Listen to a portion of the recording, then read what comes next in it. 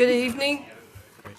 We'd like to welcome you to the August 13th, 2026 Planning Commission meeting. Roll call, please. Dana Camp. Here. Anna Solomon. Vanessa Eccles. Here. Jennifer Lovren. Here. Joseph Astrup. Here. Phil Chancellor. Here. Jennifer Stevens. Oscar Mosley. Here. Walker Davis. Here. Thank you.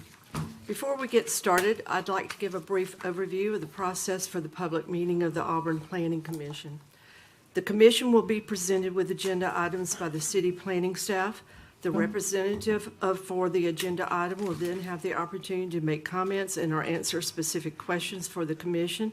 I will then open a public hearing as appropriate, and this will be the opportunity for you to address the commission about the agenda item at hand. We want everyone to be heard. I ask that you keep your time to talk to 5 minutes, and please keep your comments relative to the case. After everyone has spoken, I will close the public hearing. The representative and staff will then have an opportunity to answer any questions and respond to issues brought up during the hearing. Then I will open the floor to the commissioners for discussion, motions, and a vote. The commission will vote based on state and local laws, the city's comprehensive plan 2030, and the general good of the community. Having summarized the basics of the Planning Commission hearing and voting process, I would also like to summarize our role and responsibility related to the approval of subdivision plats. By Alabama statute, a municipal planning commission such as ours is the final approval authority for subdivision plats. With regards to such subdivision plats, the commission acts as administrative body and is bound by the limitations contained in state laws, the city zoning ordinance, and the subdivision regulations previously adopted by this commission. While public hearings are required on most plats, we welcome any and all public comments concerning these items. Please understand that this commission's authority is strictly limited to confirming that the plat meets or exceeds the specific requirements codified in laws and regulations previously described. I ask that if you intend to speak during any public hearing tonight, please sign in with your name and address for the record and limit your comments to 5 minutes. Finally, I would like to make a point for the public in attendance. As you know, the Planning Commission is the advisory body for the City Council. Except in the case of subdivision decisions, all other decisions will be made by the City Council after consideration of the Planning Commission's position. Thank you. Okay, so we'll begin. Next is citizens communication. Citizens communication is for you to speak on anything that is not on the agenda, or if you'd like to speak about something that's on our consent agenda. So if you want to speak during citizens communication, please come forward. Seeing no one, I'll close citizens communication. First thing on our agenda is old business, conditional use celebration event center. All right. So first item is a conditional use request for commercial and entertainment use. An event center to be located at 1000 Main Street, Suite B, in the Corridor Redevelopment District Suburban Zoning District. This was postponed for the past couple of meetings. It is utilizing an existing 1,200 square foot commercial unit within the Midtown development for private events such as teas, showers, and birthdays. I can answer any questions if you have them. Did we receive any communication? Not any communication. All right, thank you. All right, this requires a public hearing. If anyone would like to speak on the Celebration Event Center, please come forward. Seeing no one, I'll close the public hearing. Commissioners. Is the applicant here? Is the applicant here? Please come forward. State your name and your address, please.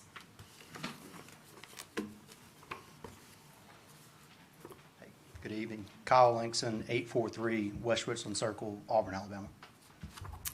Okay. I guess the reason we postponed is because we just didn't know what was going on in this facility. So why don't you elaborate on it a little bit so we can understand what's going on. So currently we operate at 625 Main Street, Celebration Cove. It's an event space that we have. It's an outdoor, indoor space. We want to expand to the new space, which is 1000 Main Street. So we want to continue both locations in the city of Auburn. Okay, well, one of the questions that we also had was the operation hours. Yes, we operate from 10 to 9, 10 a.m. to 10 p.m. or 9 p.m. in that general time frame. We're not going too late, as in the bars and late hours like that. Okay.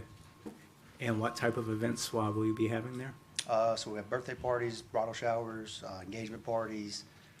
This past week, we had a 16th birthday party, 7-year-old movie night. Cool. And we had an engagement party. So, And so what, is there like a maximum capacity? I mean, that might be Is there maximum capacity for this building? Yeah, there would be.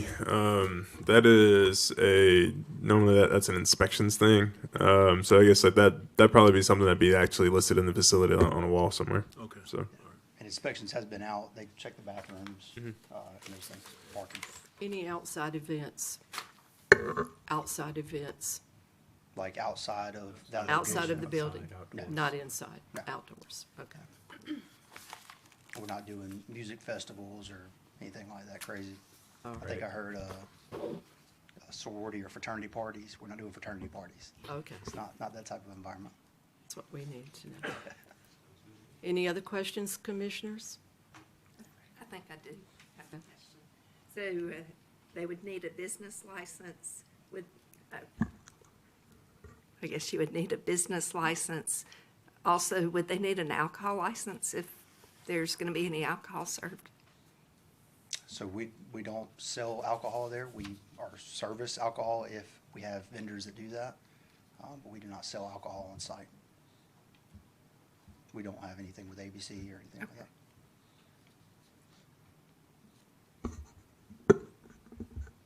Anything else, commissioners? Okay, thank you. Thank y'all. I'll move to approve KCU 2026-029 Celebration Event Center. Second. I have a motion and a second. All those in favor say aye. Aye. Any opposed? All right. Next is the consent agenda. The consent agenda consists of this week, the packet meeting from July 6th and the regular meeting July 9th. Move to approve the consent agenda. second.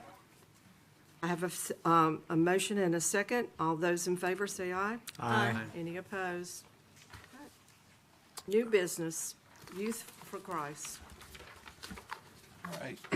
Next item is a request for annexation of approximately 0.17 acres of a 1.35 acre parcel that is already within Auburn city limits. Property is located at 1400 North College Street. Annexation priority is high. This is a part of a parcel that was partially annexed or incorporated in 1968. And there is currently a billboard on the property that would become legally nonconforming should this property be annexed. There is a rezoning request following this. I can answer any questions you have about this annexation. Thank you. This does not require a public hearing. Commissioners, any questions? Need a motion. Motion to approve case AX 2026-012. Second? Have a motion and a second. All those in favor say aye. Aye. Any opposed? Right. Rezoning, Youth for Christ. So this is a request to rezone approximately 1.35 acres from development district housing and rural to comprehensive development district. The property is located at 1400 North College Street. It's at the intersection of North College and Eastern University Drive. The future land use plan designates this property as master plan mixed use, which the comprehensive development district would be fit the description of master plan mixed use. The property is encumbered by floodplain, so development would still have to meet all the requirements there. I can answer any questions about this rezoning request if you have them. Okay, thank you. Any questions? Okay. This does require a public hearing, this rezoning of, at 1400 North College Street. So I'll open the public hearing. Anyone would like to speak on the rezoning of the Youth for Christ? Seeing no one, I'll close the public hearing. Commissioners? Questions? I need a motion. I make a motion to approve PP 202, I'm sorry, RZ 2026-016. Second. Have a motion and a second. All those in favor say aye. Aye. Any opposed? All right, next is Benford Residential.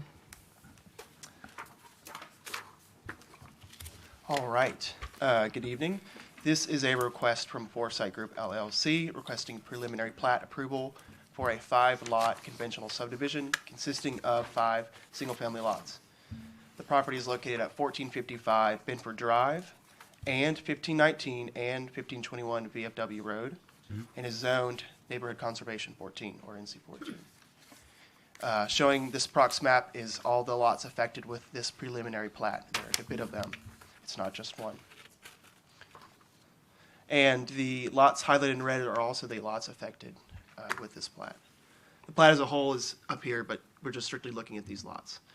So the history of this plat for the land has some irregularities to it. When I-85 was built, too much right-of-way was taken away from property owners in this land. And since then, the deeds, the tax parcels, and the county data do not accurately reflect what is shown.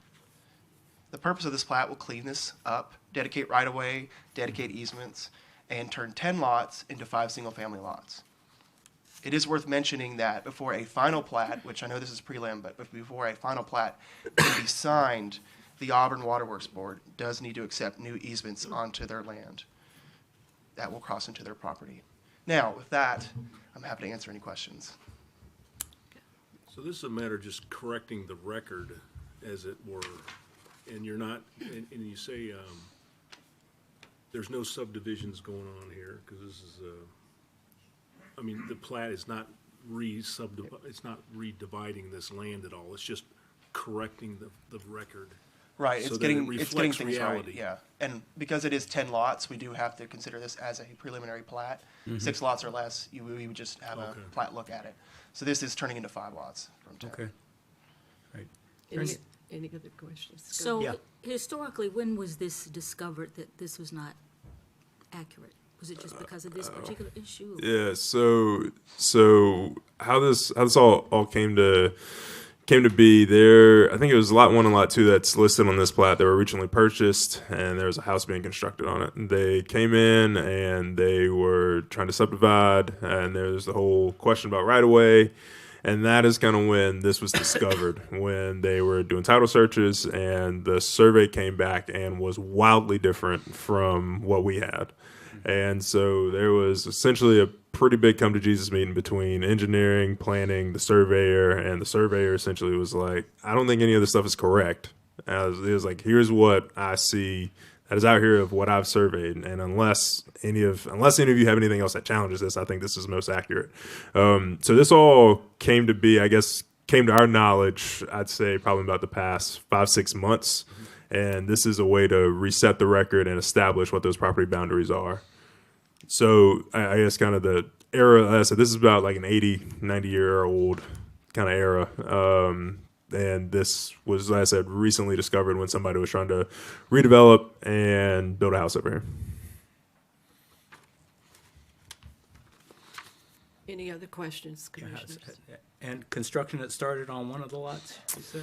Yes, and so that was one of the discrepancies. There was setbacks, all this stuff, and then so it really matters if a lot is as big or not as big as you say it is, and so that's why there was a lot of discrepancy. There was a whole stop work order. It was a lot, and then like I said, we got to the bottom of it. All right. All right, thank you. This does require a public hearing. Would anyone like to speak concerning Benford Residential? Please come forward. Please. I'm Tom Haley. I'm on 691 Wooden Bridge Road. I'm going to repeat that, 691 Wooden Bridge Road. This is kind of below that property, all for this, cleaning up. But I just want to point out, I got one question first. There will be some houses built here, right? We can answer those, Anticipates- we can answer those Yes. after that. You anticipate 5 houses being built?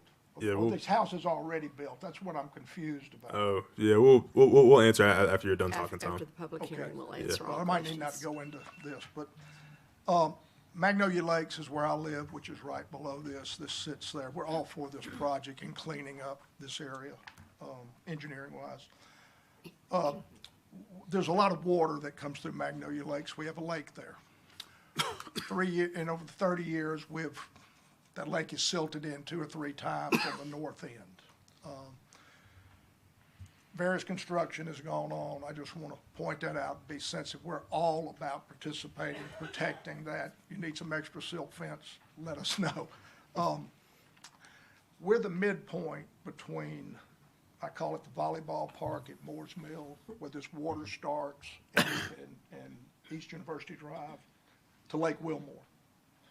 A lot of water comes there. We get it from the west side of Wright's Mill. That doesn't come through this lake. It turns right before that. But if there's going to be houses built there, it's going to be construction there, there will be stuff. We just won't be sensitive to the silt that has come through that area in the past. Got a great engineer on this. I know how, but I just wasn't sure if there was going to be construction going on or was just realigning property. But that's my question. And y'all are welcome to drive through there. There's a cul-de-sac right next to the lake, 691, and take a look. Thank you.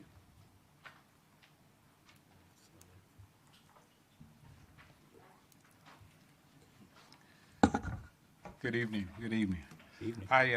My name is Lamar Perry, and I'm here representing 1518 VFW Road, which is directly across from this preliminary plat that's been it's on the agenda for this evening. And currently, right now, if my memory serves me correctly, there's one permanent home that's located there now. There's one under construction, and so you're proposing 5. Is it 5 or 4? How many are we proposing right now? So I guess if Tiffany, can you pause the time? Yeah. So just for clarity purposes, public hearings are not a Q&A. So you can express and kind of ask your questions. Right. We'll make notes of them and we'll answer them once the public hearing is done. So I will answer your question, but just after everyone is done. So Okay. and just so everybody knows, for people who showed up to speak tonight, the public hearing is not a Q&A. Just kind of express, just say what you need to say, and then we will answer your questions kind of at the end of the public hearing. So I Right. will answer your question. So just Right, continue, wasn't- please. Did I pose a question? No, no, you're Okay. good. You're good. I wasn't sure. Okay, so I just want to make sure. Well, you can ask the question. Right. you know. We'll just answer it We'll answer afterwards. later. Right, fair approach. No. So again, we're at the prelim, right, of this, and my understanding of what a subdivision is all about, and I don't want to bore you with the covenants of subdivision, right? So my purpose is, if this is a prelim for a subdivision, and all that's, and we have several properties that's been there for multiple years in this area, we're just trying to figure out what that looks like going forward. And I know this is rhetorical, what this looks like going forward for those properties that have been there for ages, if you will, and just trying to get a broader picture of what that looks like for existing properties as this prelim is forming. Okay. Okay. No, thank you. Anyone else who would like to speak?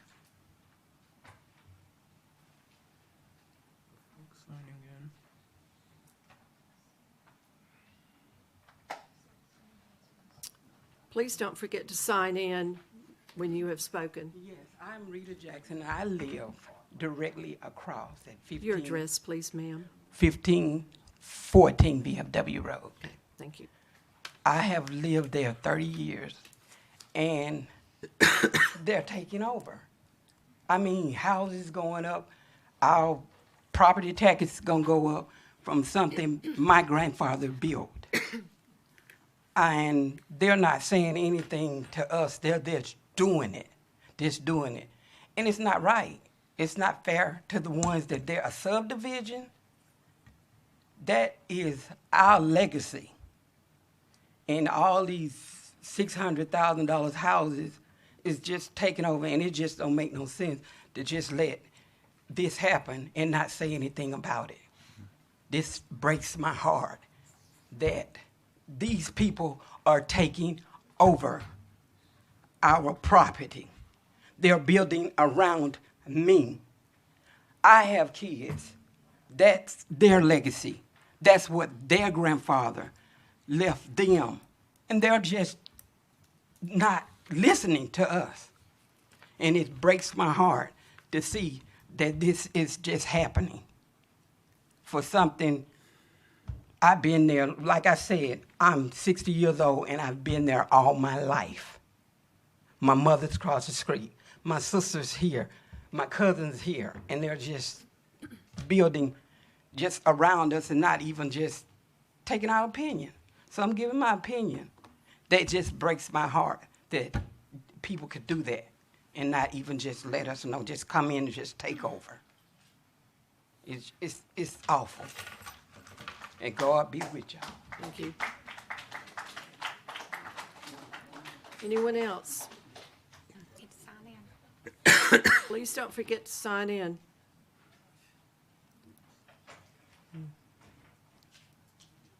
Seeing no one else, I'll close the public hearing. Commissioners, is the applicant here? Or the representative? Come on up.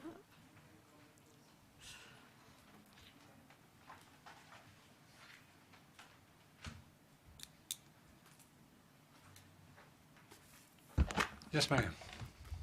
State your name, please. Brett Basquin with the Foresight Group, Okay, thank representing the owners. Please tell us about construction and what is going on. Please explain that. Explain what's going on.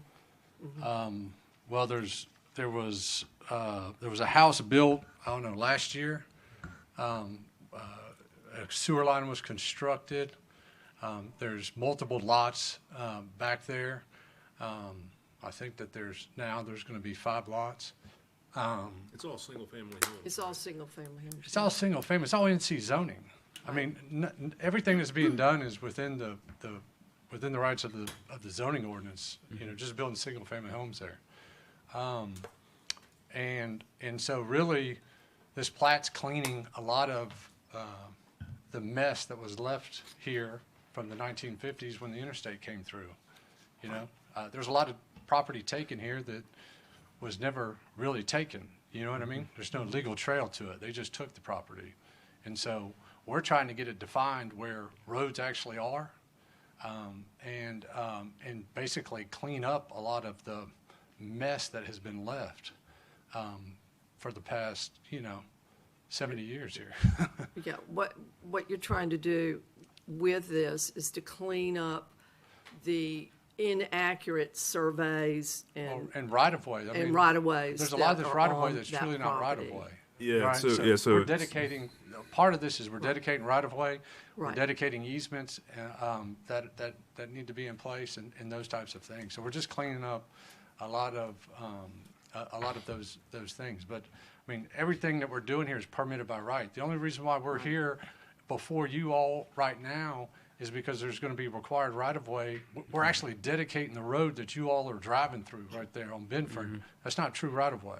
We're cleaning it all up. It was never officially dedicated up. So this is just cleaning up. That's the only reason why it's before you. If Right, not, everyone, you can build on these lots by right and Right. This is just for legal purposes, in case someone wants to sell or whatever.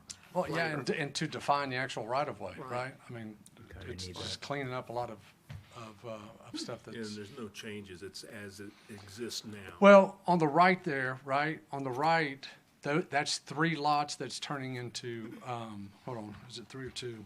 It's 3.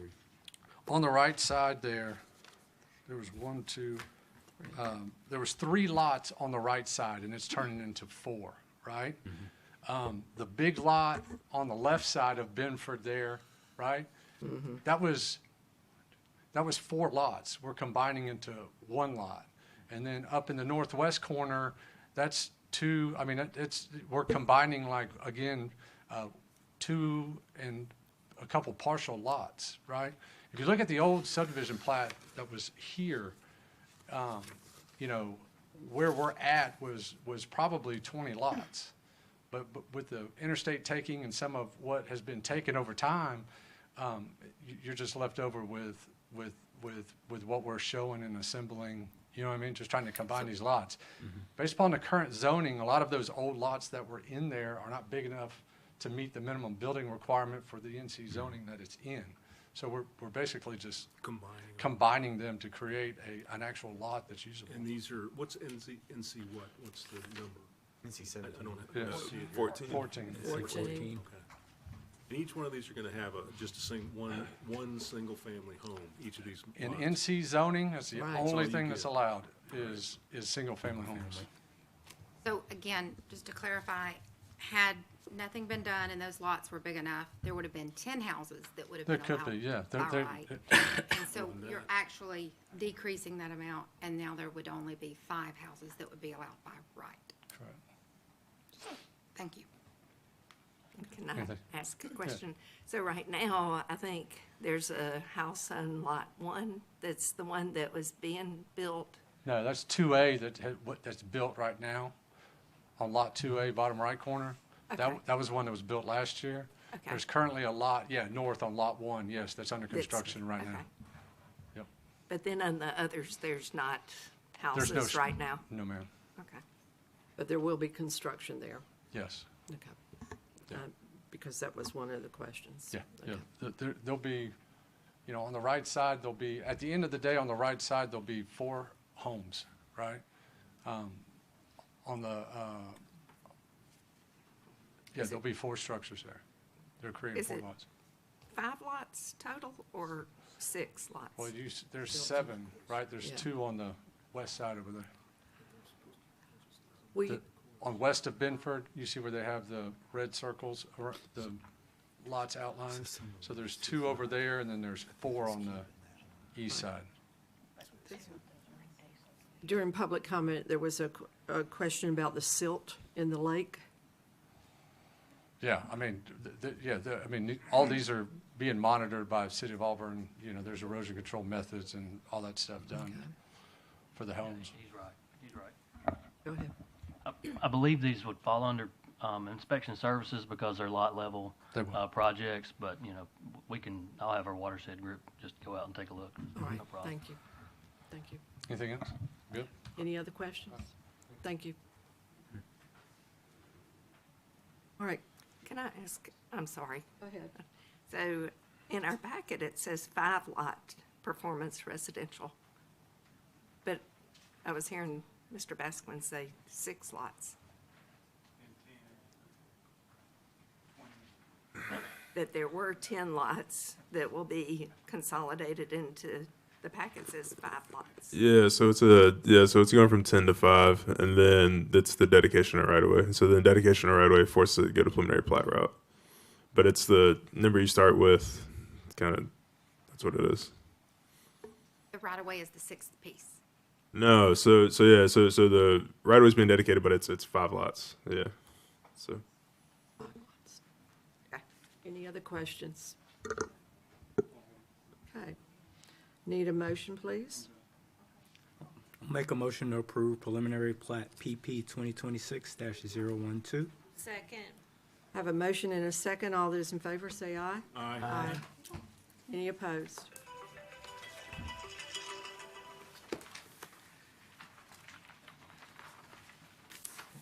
Preliminary plat, Brown Townhomes. All right, so this is a preliminary plat request. Preliminary plat request for a 13 lot subdivision off of a private access drive. All right, so the property is zoned UNS, Urban Neighborhood South.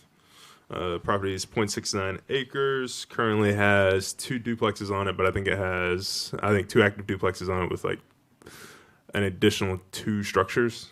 Staff's not sure how it's being used. Future land use for this area is also urban neighborhood south. So with the lot sizes, and I guess kind of just want to frame this, with this just being a preliminary plat, and the reason that we didn't include anything with the building, only thing really only thing that we're kind of putting forward tonight is the preliminary plat. And so that's the lot layout, lot sizes, ingress, egress, those items. So the proposed subdivision is 13-lot townhome development within the urban neighborhood south district. The townhomes are permitted by right. Lot sizes range from 1,844 square feet all the way up to 2,992 square feet. The minimum lot size for a townhome is 1,800 square feet. One of the things that we talked about just kind of initially was that this was a old proposal where there was a private access drive going through it.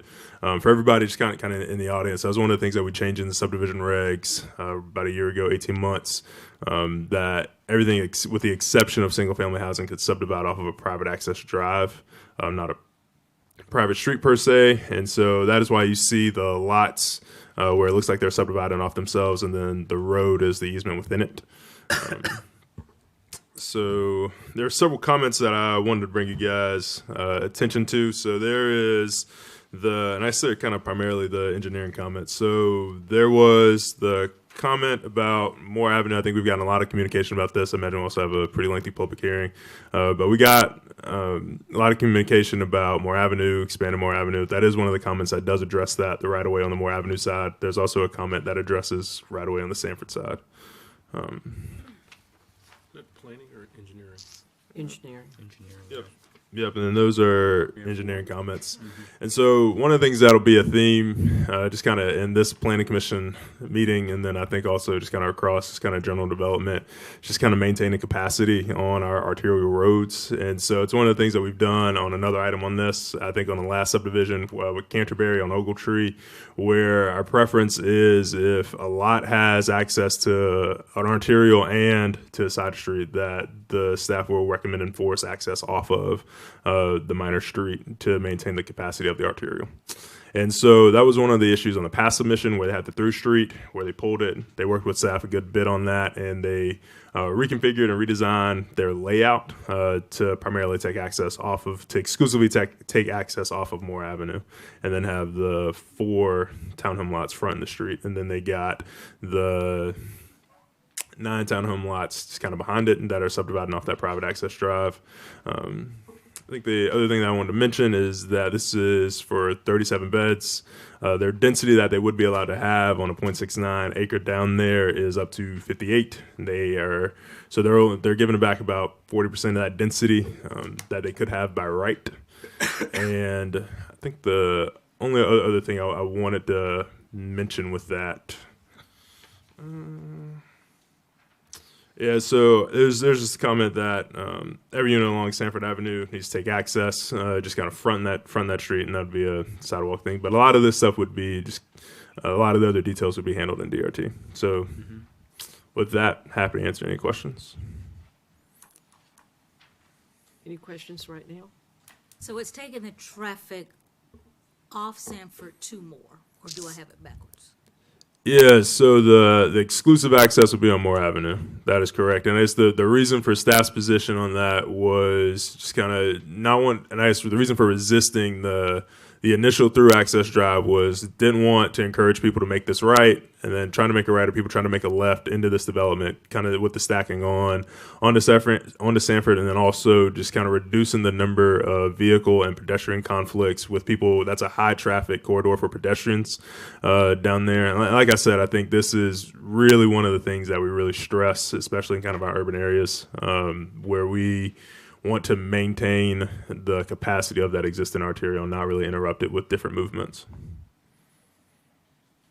So I have a question. So with access off of Moore Avenue, right? Moore Avenue starts out maybe a little bit over a car width wide and then funnels down even narrower. What is based on what I saw? So yeah. what's the proposal to address that, right? So Yeah, and it's really so tight. yeah, and so like I said, one of the comments on there is that there is more right of way required. There's more right of way required on more that would need to be dedicated for that 5 feet. And I guess kind of from as far as the street performance, I guess that'd be an engineering question, but that is one of the comments I would address. It would be the additional right of way. And I think the other thing to point out, a lot of the land uses down there. I know to the east of this is single family housing, where Payne Street is, but there's already other multi-unit developments and I guess apartment complexes down there that take access off of more exclusive. Anything else before I open the public hearing? All right, this does require a public hearing. If you'd like to speak on the Brown Townhomes, please come forward. State your name and your address, and don't forget to sign in.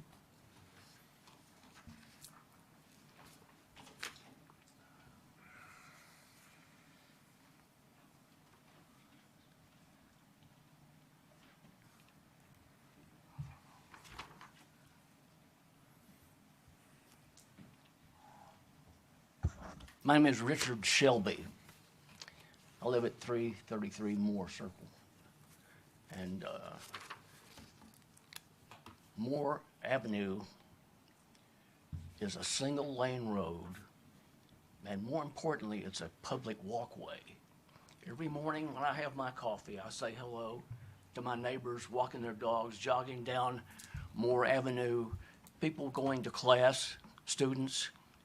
There's more foot traffic than there is vehicle traffic on Moore Avenue. And to make a road access to Moore Avenue is going to cause serious traffic problems, in addition to the fact that our Islamic friends on Fridays is prayer day, and there's not a parking space to be had anywhere in that area on Friday. So, and one other additional thing, there's a lovely stand of old growth hardwoods on that lot. And if there's going to be parking areas paved over, those hardwoods are going to come down. So you can take your Auburn Tree City logo and put it somewhere else. Thank you. Thank you. Don't forget to sign in.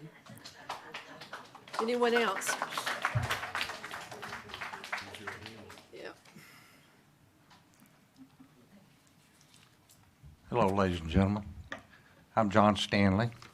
I live at 1000 Greystone Drive in Montgomery, Alabama. I own the townhouse in Moore Circle at the address is 325 Moore Circle. I'm here on behalf of other property owners that live in Moore Circle. Mr. and Mrs. Thomas at 319 Moore Circle. Mrs. Eve Stalker, owner of 327 and 329 Moore Circle. Both of those are multifamily properties. Mrs. Verena Stalker, owner of 317 Moore Circle.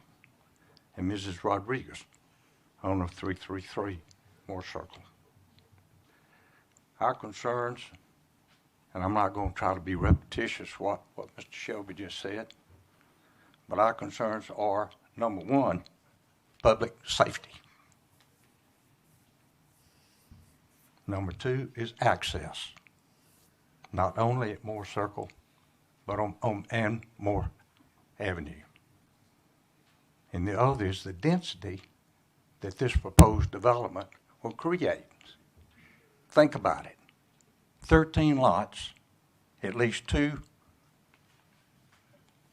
residents per unit, that's going to create another somewhere between 26 and 36 additional cars coming in and out of this property that's only one way in and one way out. I'm in the commercial real estate business in Montgomery. Have been there for 54 years. I've never seen anything like this in my career. One way in and one way out.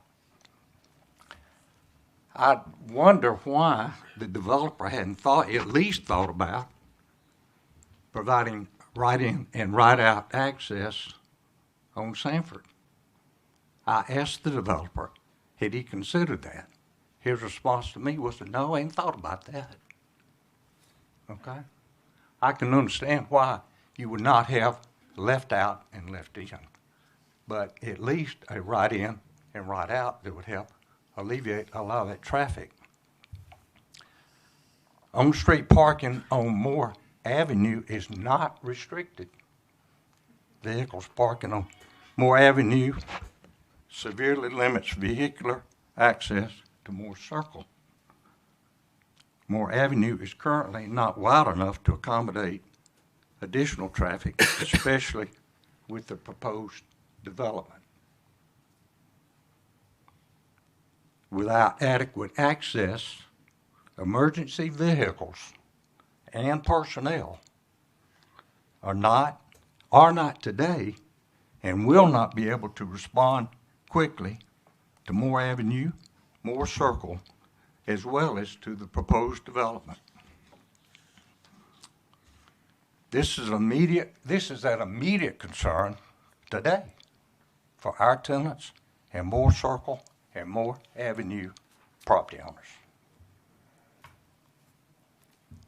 The City of Auburn is requested to ensure that all residents on Moore Circle are provided with unrestricted emergency access to their properties and for the safety of each tenant and Auburn citizen living on Moore Circle and Moore Avenue.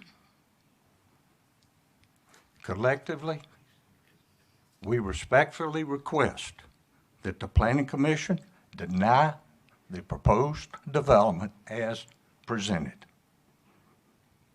Thank you. Thank you.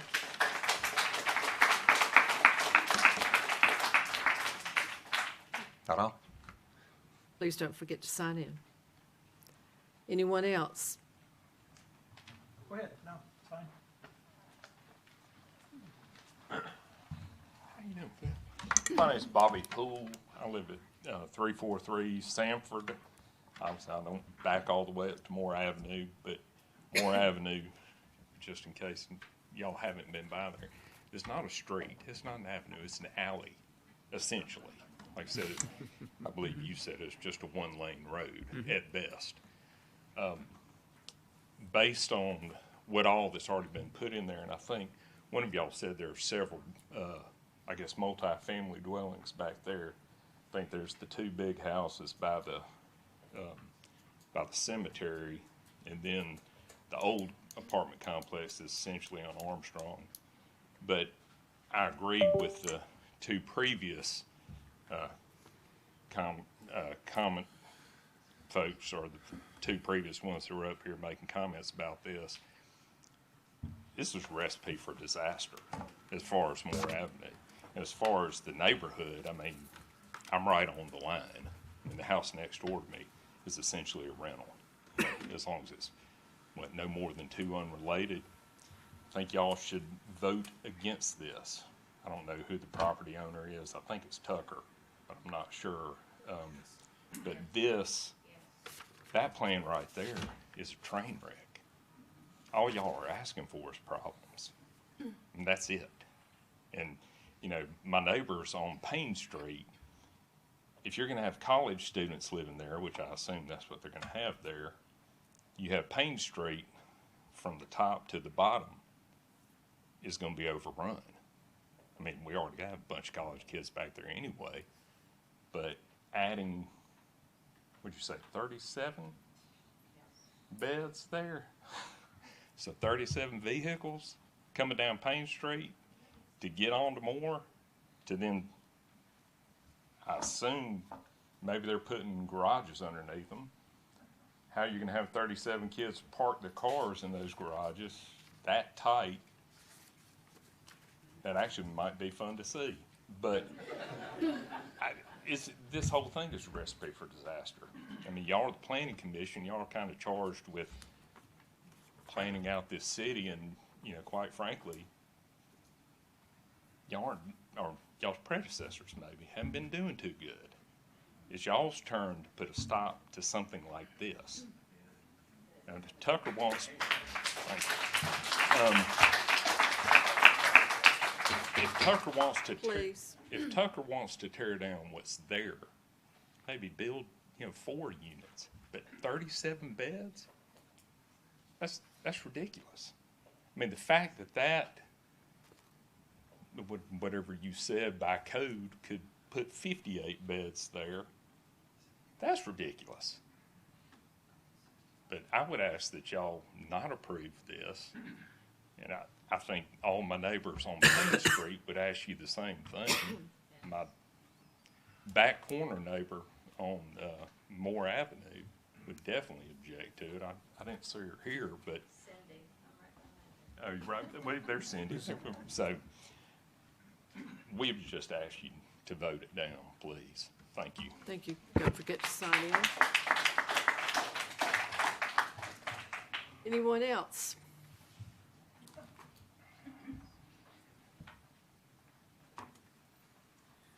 I'm going to have to trim mine down. I don't think I can get it all in 5 minutes. Some of it has already been talked about, but my name is John Regan. I live at 365 Payne Street with my wife, and we bought there 4 years ago because we loved the street, the neighborhood, its history. And when this project first came up, the original plat, and you correct me if I'm wrong, was to go out onto East Sanford, right? And from that meeting to this meeting here, the project has basically been turned 180 degrees. I think the idea of taking everybody out to Moore is a crazy idea. And y'all should really think about it, what you're looking at. You got 4 buildings already on this location right here. All of them are already going out to East Sanford already. They were going out that way anyway. Now you want to turn them into a Moore, which the, what would that be? The west side is super narrow, and the east side of that road is a easement or a right-of-way. It's not even a street. It's 11 feet wide, and between Sydney's house Address and the the other commission. Tucker Brown house, excuse me? Address the commission, please. Okay. It's only 21 feet wide from dwelling to dwelling. You couldn't get a road in there anyway. So I got a couple questions. Answer them later. But why is the city catering to renters that are coming in? They'll be leaving after a year or 2, 3, 4, and the residents have to suffer everything that's being built. By code, I think they can actually build up to 65 beds in this location. If the allotment is 85 beds per acre, they could technically have that much. That's way too much. Our city is killing our infrastructure by allowing that many residents to go in such a tight area. So I'm going to go back to the entrance exit onto Moore. I got to point out some stuff. The project, if you look at it, it says 311 Sanford. So let's make it 311 Sanford.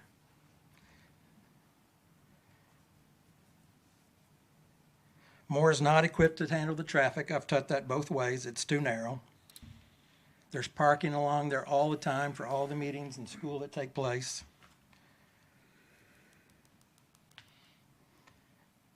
There's kids walking all the time going from school down Payne, and by bringing all those cars down Moore, turning right onto Payne Street, you're asking for a problem. My wife and I have seen 2 accidents there already by people trying to turn from Moore onto Payne, because both streets are too narrow. Sending more traffic that way is a mistake. I suggest you all take a vote it down, and reconvene at some other time where we can have some alternative exits. By just moving it from the last meeting to this meeting to Moore is a mistake. I went out there this morning. I think some things could be done to improve Sanford, to allow for this traffic. In my opinion, the lights are not synchronized. Going from East College to Gay to Payne, Pinedale, they're not synchronized.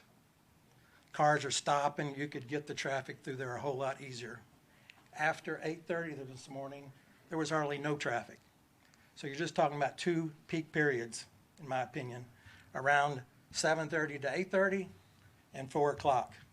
I think there's some countermeasures we could do to the flow to handle going from 4 buildings on this thing to 13 if you have them exit out onto Sanford.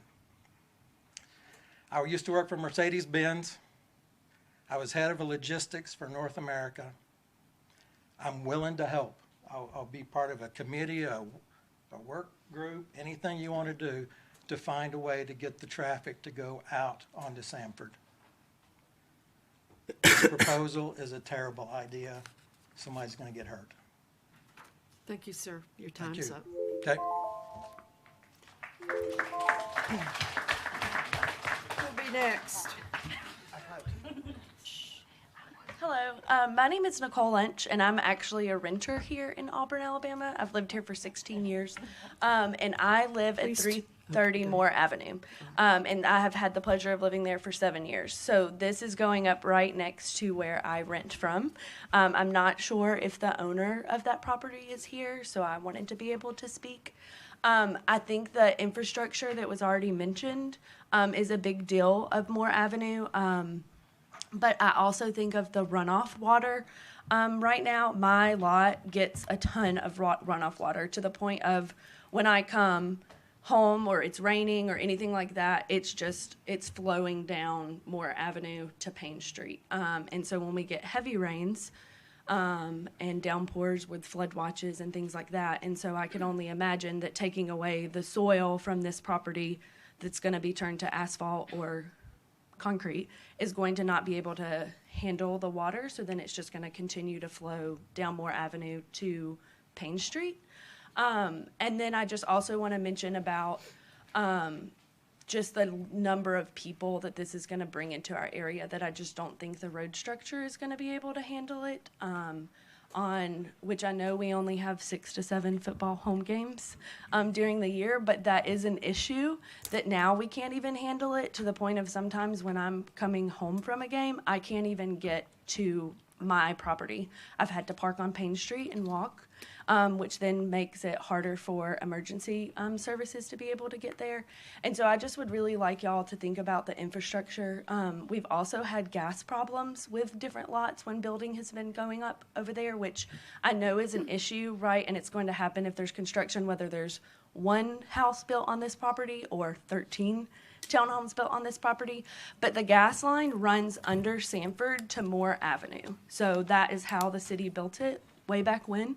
So anytime there's construction on Moore Circle or on the corner of Wrights Mill and Sanford, our houses get affected by the gas leaks, and so I have to vacate my property. Me and my dog have to vacate the property for a day, 2 days, things like that. And again, I know there's some things out of our control, but that's something to think about. Like if there's 13 townhomes going in here, and I know that like gas and everything is going to come out and mark and whatever, but they mark it and it still gets hit. And so then I have to vacate my property, and that's on me then to find a place to stay for me and my dog. So I just would like y'all to think about just the volume and the density. And I know you mentioned the policies that we have to follow for subdivision plats, right? But you mentioned at the beginning of your meeting, it's the general good for the community. And I just don't think that this is good for our community. So thank you. Thank you. Next. Who would be next? I'm Bill Caskey. I live at 521 East Sanford. I'm obviously in opposition to this project. I don't want to repeat what other folks have said, but if you're talking 37 cars, it's like a shell game. You want to keep them off Sanford, trying to make lefts into the property and blocking traffic. They're going to have to get there somehow. So you either got to go out Payne or they got to go out Armstrong. So the traffic jam is going to be there because of 13 townhomes. Secondly, you've got Sanford School that's kind of catty-cornered from that. it's a problem for all those kids. They don't pay attention, they're on scooters, they're on bicycles, and they're walking. So adding this kind of density is, as said by someone else, a recipe for disaster. A third point is, I don't know what the rules are for impervious surface, but there's no way that they could put up this many townhomes on that small a lot and meet the impervious surface requirements of the city. And my last point is about trash and recycling. Maybe they're gonna have one big bin, but I did a little fun with math. If you've got 26 bins, so 13 trash bins, 13 recycling bins, they're 30 inches wide each. That's 780 inches or 65 feet of trash bins. If you need a foot between each one, that's 2 more feet. You've got 117 feet of trash bins. You're gonna put them on Sanford on Monday mornings. You're gonna put them on Moore Street on Monday mornings. That's another recipe for disaster. All that trash, recycling, it's gotta go somewhere. So there's just not room on this property for all this stuff that they're trying to put in it. It's 10 pounds in a 5-pound sack, and I would hope you would vote against it. Thank you. Who would be next?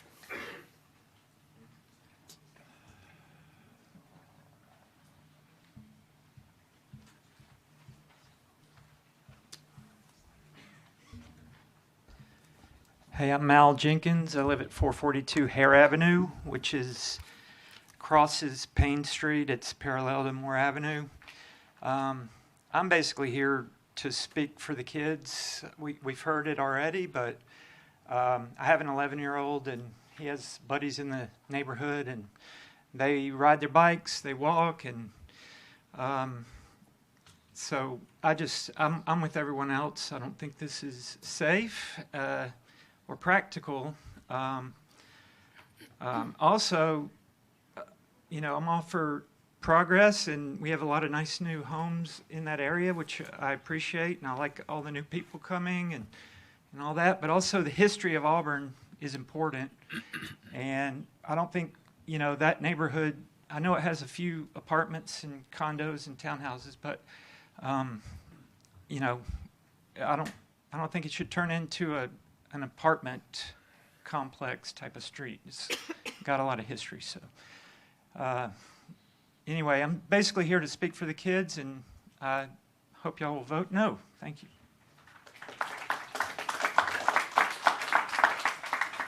Next. Hi, my name's Scott Hill. I live at 369 Payne Street, neighbors with John and Leslie Reagan. We enjoy having the opportunity to live at the very bottom of Moore and watching people come down that alleyway, and it is an alleyway. Let's be very clear about that. Where Moore comes into Payne, I can walk down that space and stick my arms out, and that's about as wide as that is. It's really fun to watch UPS and FedEx come down Moore and empty out onto Payne. Typically, they end up in our front yard. So there is a real traffic consideration here that has to be considered. And I think Auburn's just in a really weird spot right now. I went to Auburn. I went off and, had a career, got recruited back to Columbus, Georgia, and lived over there for 8 years and just couldn't wait to get back to Auburn. And we bought a house on Payne Street and said, well, let's move over there full time. I still work in Columbus, Georgia, but I live in Auburn by choice. And Auburn's in a really weird spot. I don't envy you all in your job. I really, really don't. It's tough. And I'm thankful that you serve and do this. But as downtown has grown and these large, very large apartment complexes have been put in, everything's pushing out. And we gotta have boundaries. Payne Street is one of those boundaries. It's a one-way street. It's the worst one-way street ever. We sit on our front, if any of y'all want to come over on a Friday evening, sit on our front porch, just please give us a call. You don't need to sit there for an hour, for somebody will turn off of Sanford onto Payne and go the wrong way. And not just slowly. They fly down that street. They fly up it, they fly down it. There are kids on the street. It's a border street. It is residential, okay? I understand by right. I understand the ability to pull this off. Someone told me a long time ago, just because you can do something doesn't mean you should do something, okay? And I think we're in this place where we really have to start thinking about what's already happened downtown and how things are pushing out. People avoid the traffic downtown, and Payne Street bears the brunt of that. Armstrong bears the brunt of that. Because you cannot move on Gay and College at all, or Magnolia or Thatch. And it's brutal. I know y'all know that, but who's paying the price is these outlying areas that are really kind of the border areas that are residential. And I just really want to ask you to give really strong consideration to the need for these residential areas that border our town. We all love Auburn.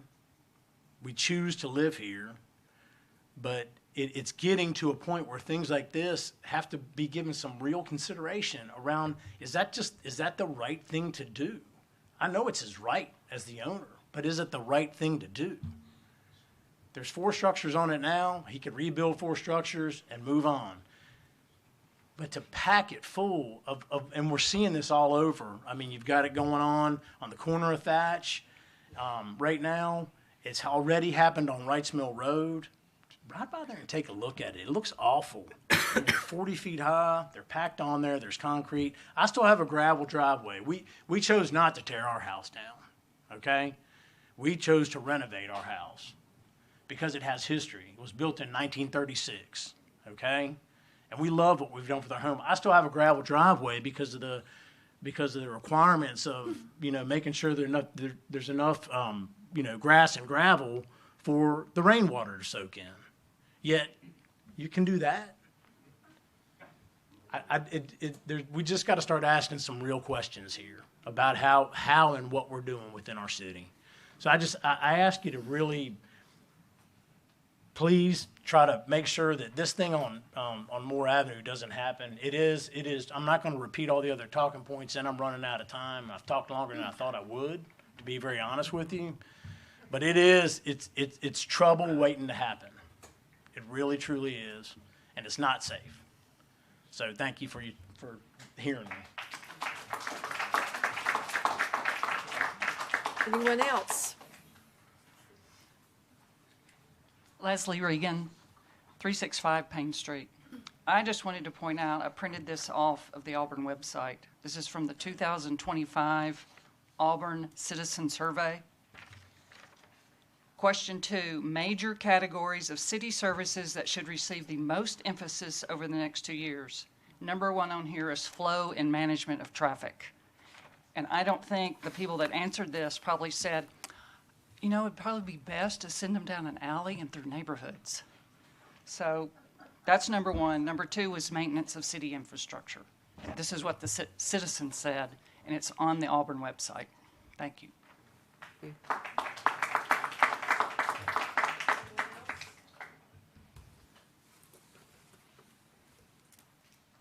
Hello. Hey. I'm William Shaw. I own property at the corner of Armstrong and Moore, 337 Armstrong Street. Everything everybody said is great. I agree. I agree that this should not be done. The thing that I'm concerned about, I understand that this committee is concerned with this piece of property and this subdivision. And as long as it meets the requirements, then the committee has to say yes. I'm hoping that the committee can throw questions further on, because if the committee says yes, then that puts pressure on the next problem, the traffic and all that kind of stuff. that means now we've pushed it to a crisis. Well, this has been approved. So now we've got to solve the problem. We can't say now, oh, we shouldn't have approved it. Now we're saying, oh my goodness, we've got a huge problem, traffic problem on Moore. Now we have to fix it. So we've got to widen Moore, or we've got to do whatever we can do to fix it. So I'm hoping that the committee can disallow this for reasons other than just, well, it meets the criteria. Thank you. Thank you. Thank you. Anyone else that would like to speak on Brown Townhomes?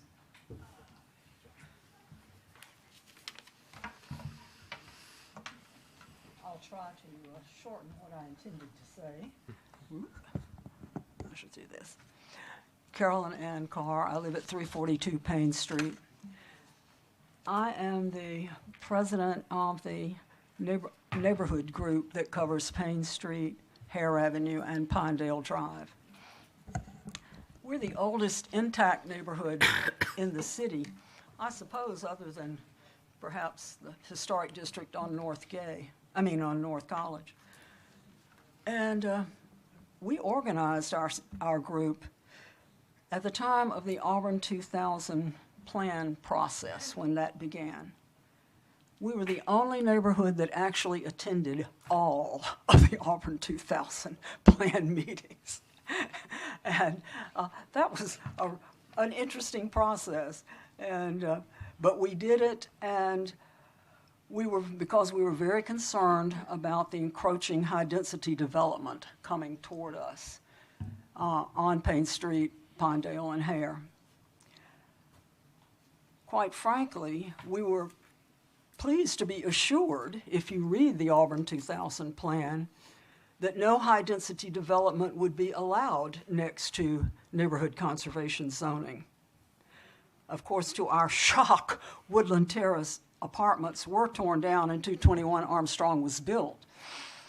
And that led to not only the constant wrong-way driving on Payne Street by the students that are cutting through to 221 Armstrong, but to the overload of the sewer system in the area, the storm sewer system, which of course caused Dr. Bill Wall's property yard to collapse, and other problems like that.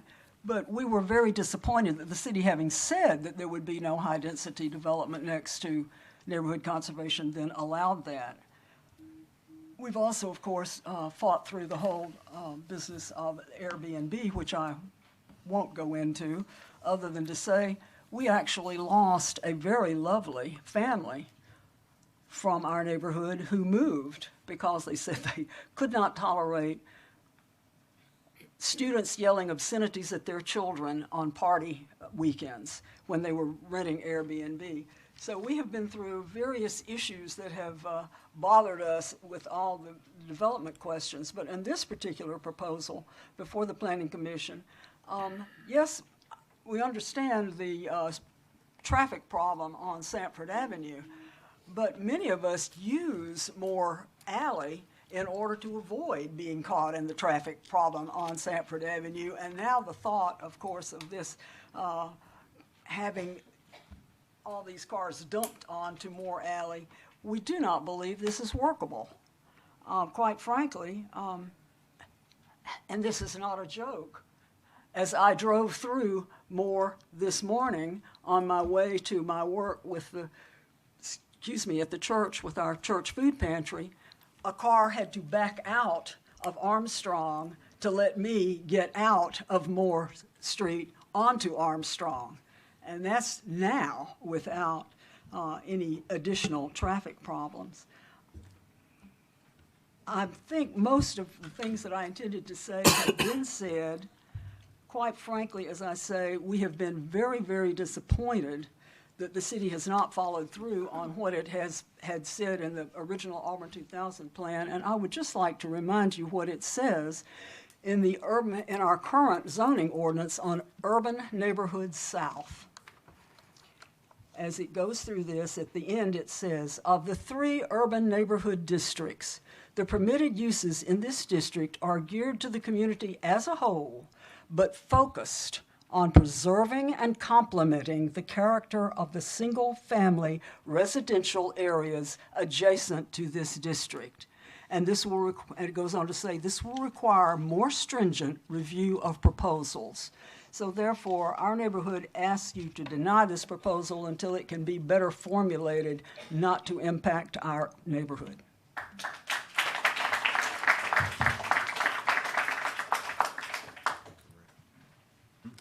Who's next? Ann Shaw, 337 Armstrong Street, corner of Moore and Armstrong. I am the great-granddaughter, along with my family, of William McDowell Moore of Moore Street. That's where the name comes from. That street was originally our driveway. It was a common driveway shared between our home on 337 Armstrong Street and the Sanford house, which was right across the driveway from us. That became a flagpole lot when the cow pasture behind our house was sold eventually to pay for life when life got hard throughout the Depression and the World Wars. So that was a flagpole lot. It was a driveway access to Moore Circle that was sold, which was originally my grandfather's cow pasture. That was never intended for this development. The alley that connects to Payne was also a flagpole lot. And that's why they don't exactly line up. These are 2 driveways that, of course, city services came in and it became a city street versus simply a flagpole lot. But it really still today is where a neighborhood is meeting student university services, where we're building lots of student and tailgate houses, while the rest of us that have already spoken are trying desperately to preserve a neighborhood that's been there since my great-grandparents' time. The house was built in 1918. My husband is Henry Clay Armstrong, who just spoke a minute ago. And so we have a really vested interest in this neighborhood. We are trying desperately to keep our house for yet one more generation. It's been in our family for 6 generations, and we hope to keep it for one more. More, sorry, that was bad. Anyway, I really would hope that you would think about how to separate the city providing or encouraging student housing in a place that we really want to be a family housing area. So thank you very much. Thank you.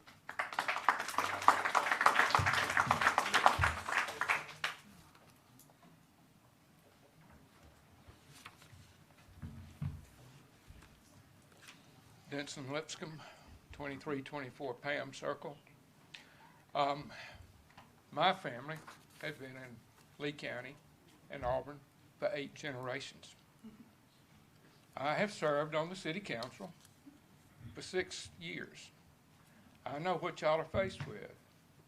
I know a few years ago, the university met with the administration, the city administration, and we're told that we need to have more student housing closer to campus if we expect to grow the university.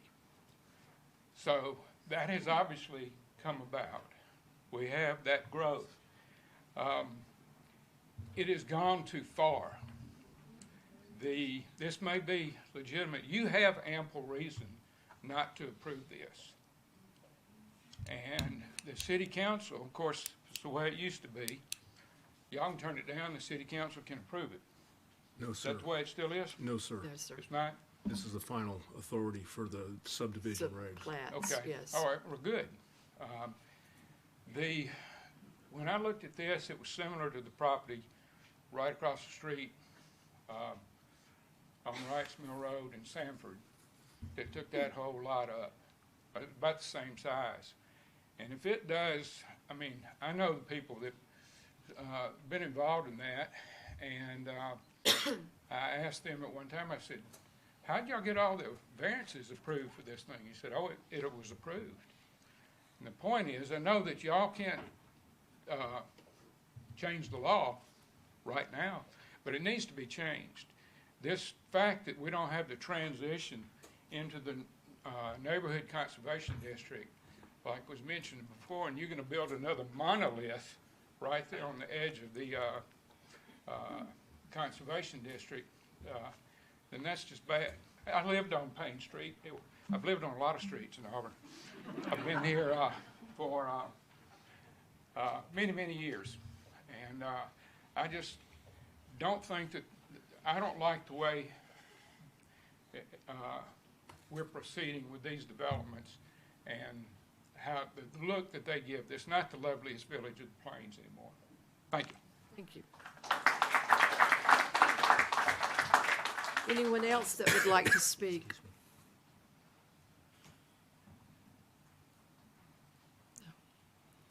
Okay, seeing no one, I'll close public hearing.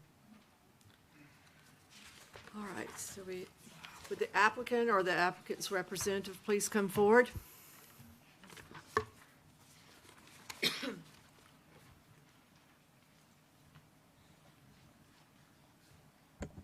Evening, Lee Tharp, Cadre Engineering, representing the applicant. All right, the biggest thing is traffic, we know that. Okay. And so will you speak to that? And then we'll get Mr. Griffith to speak. Yes, ma'am. Was there anything specific related to traffic? You just talking about on Moore? I know there's been a bunch of stuff that's come up in the questions and everything. Right. So Moore Just Ave. Moore Avenue. Okay.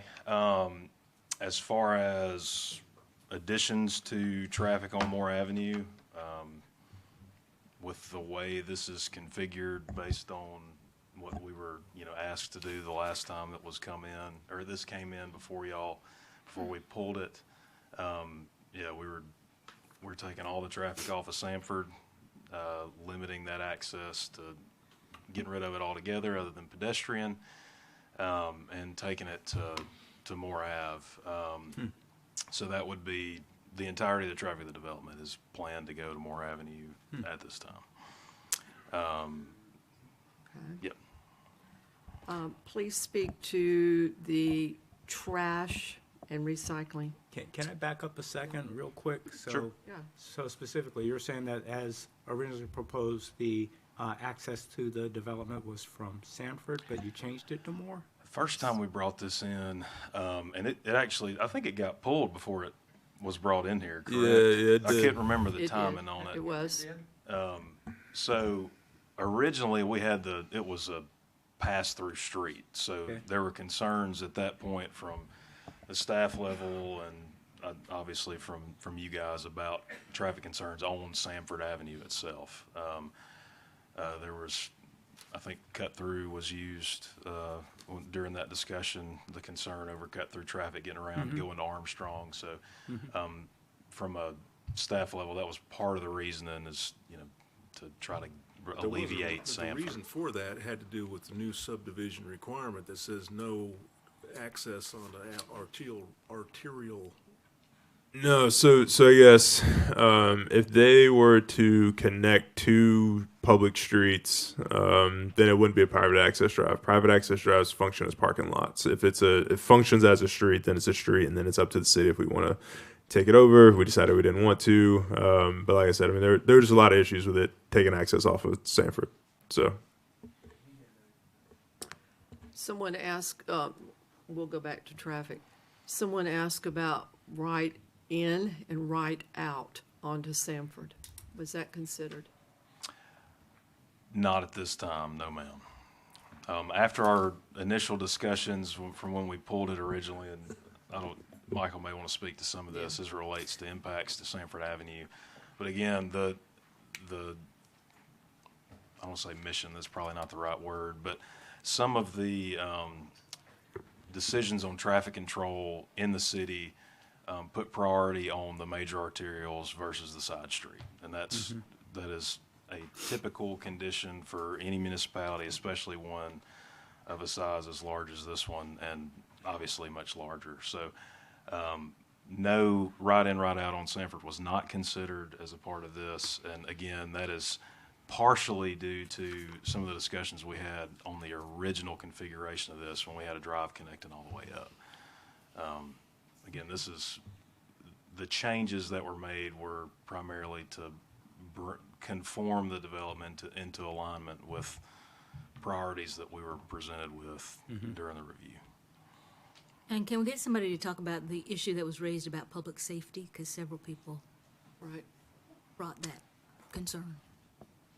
Or should that be? Do y'all want to talk about that, or public safety in general? or Getting anything fire trucks specific? in there. Yeah, like a fire everything. truck, an ambulance.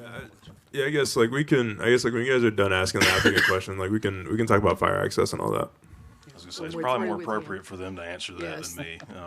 Then, and so we can ask, because we'll have more questions considering traffic to be considered. But the other thing that was mentioned was the trash and recycling. So where's that going to take I place? believe this would take trash access from a private hauler, not public services, I believe is Are you what's going to been have one big trash dumpster?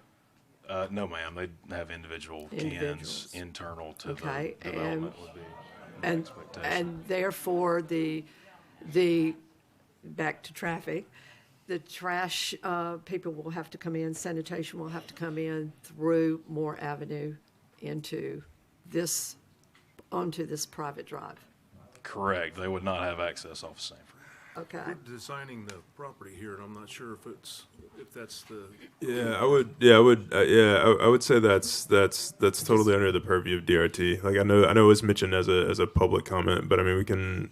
I was going to talk about that. Okay. So That's fine. Yeah, I'll That's fine. defer. Right now, we want to figure out, does it meet the requirements, at least at a Yes. minimal level or more? That is my question. yeah, So that's a good question, right? Yeah. Right. Does it? It's a very good- yeah. So I guess Tice, are they all done with questions for Lee or? Yes. I I think, does do anybody have a else have question. questions? I do have a question related to traffic. So the comments from engineering address the potential need to do something with Moore Avenue, additional right-of-ways. I've walked this street many times, and people have talked about that tonight, about I've walked it as part of my walking route for years. So I know that Moore Avenue and that alleyway. I know how difficult it is. Down there, people parking along Moore Avenue beside these folks' house. It's a problem. And this will be a question too for engineering as well, but have you, as looking at design yet even, have you seen that you can potentially make some improvements to Moore Avenue to provide better traffic flow, safety, fire trucks? I'll say this, for the purposes of the development of the plat, that is not something that outside of just general conformance with getting into the property and accessing a public right-of-way, detailed design on something like that is I not understand that, but I mean, have you even taking thought place about, to this point. looked at it to say, yeah, it can happen, no, it can't? To the point where we've got information available to us. For example, we don't have detailed survey information of the entirety of Moore Avenue at this time. Again, that's typical for this level of design development, for getting through the preliminary plat stage and design development. I would say that's extremely common. I think y'all would probably agree with that because we have similar conversations about other projects. So you lay it past. out, you go through the DRT process. If there's really, that's where the changes happen. That's where all these things. Correct. get That's dealt where we with. get into the details of like, okay, if there is, for example, the engineering comments that you referenced, Walker, when we get into turning radii coming for the access coming off of Moore, this is a private drive. It's going to have to conform to certain city standards associated with asphalt buildup. So it's entirely possible that there could be a redesign of this at some level, right, through DRT? That's very correct. Yeah, and I guess kind of the lots are This just looks bad right now, Well, and I think it is bad in a lot of ways, but there's a process that's going to look at it and say, okay, how do we fix this so that it works right? Yeah, so like I said, these are just lots. Like the buildings haven't been designed, and I guess that part wouldn't be for public review. But I guess they haven't been designed. There are a lot of standards that would need to be complied to. So that would address, I think, a lot of the concerns and answer a lot of the questions. But I mean, they're just not a part of the plat review process. Right.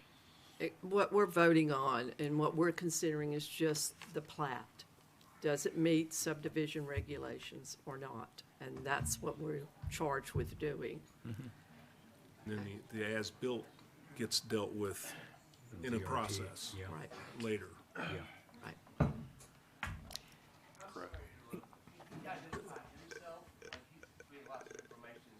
He's the Hey, planning director. yeah, I guess kind of just for general practice, it needs to be a public hearing for you to speak. If you're not at the mic, please don't speak and please don't talk out of turn again, please. All right, nice. Okay. I don't think we have any I more. actually do have a question. Yes, ma'am, sorry. Just looking at this design with 4 units that are facing East Sanford Avenue. So that's, I think East Sanford is an arterial road. Yes, ma'am. And one of the major streets leading into downtown. What is the process of having this go before the Downtown Design Review Committee?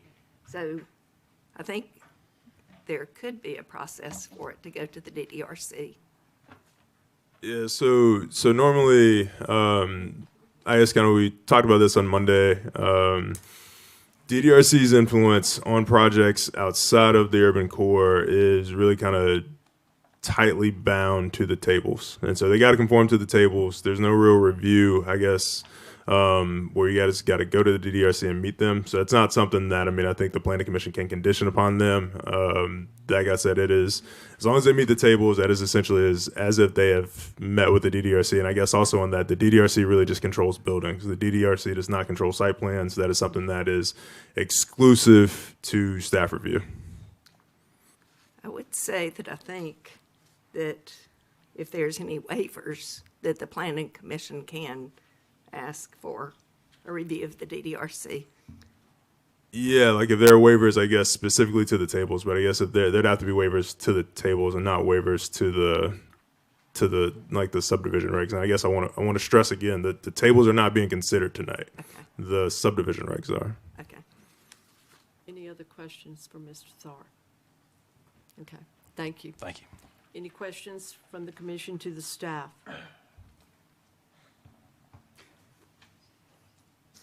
I'm going to ask this because I want to make sure we're clear here.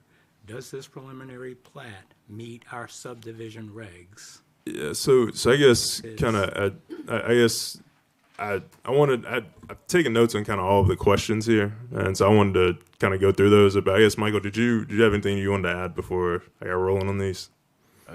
I can get rolling on a lot of them. All right. So I'll just go first, and I'll kick it to Michael on some of the Michael specific stuff, on the engineering specific stuff. So density. So I know density's come up a good bit of just kind of folks feel that this is too much. Like I said, the future land use of this is urban neighborhood south. The zoning for this is urban neighborhood south. That is 85 beds an acre. And so, like I said, when I went over the overview, they're building 37 beds. They by right can do 58. And I guess kind of the configuration of it with 2s and 3s, normally that's not something that is conducive to student housing. That would be something that would be like a for sale product. I guess that's something that the applicant can specifically speak to. But even when we looked at the future land use plan recently, it wasn't to take away any urban neighborhood south. I think, in fact, it was to add urban neighborhood south. And there was a lot of consternation about that there's a lot of undeveloped or underdeveloped land in urban neighborhood south, and that it should realize redevelopment. This is a density of 85 beds an acre, and I guess units, what that works out to for 5 beds is about 17. So like I said, I mean, they're giving back, about 40% of their density that they could do by right. I guess that kind of brings me to my next point.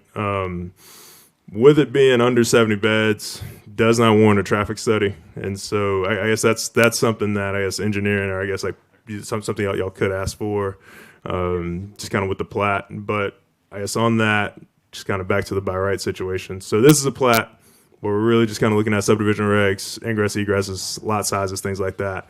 With other, I guess, uses, an MUD would be permitted by right, does not come to the Planning Commission, which is something I really want to stress. Really want to stress. And so I know we've kind of had other situations here at Planning Commission where folks feel, they come to the public hearing, they, advocate, well, this is what I really want. I want input on this. I don't want X, Y, and Z, and I want to stress this. So y'all understand, I guess also people in the audience understand, property owner is not bound to do townhomes. Property owner can do an MUD. That is purely just site plan review. There is no public review of it. It's something that only staff handles. They dictate where their access goes. Give us a little more on the MUD, just to explain. Yeah. So different than what we're talking about here. Yeah, and so one of the things that we often see is the multi-unit development, townhome style, but it's an MUD and there's no subdivision. So what that means is that there will be multiple structures on one lot. And like I said, that is up to a density of 85 beds an acre. And I guess on this one, they can do up to 58 beds on this lot by right. And it does not come to public review. Does not come to Planning Commission, nothing. And that is how the one down the street, I guess like the Wrights Mill, I guess Sanford Hill got constructed. It was an MUD. May I ask you a question, though, about that?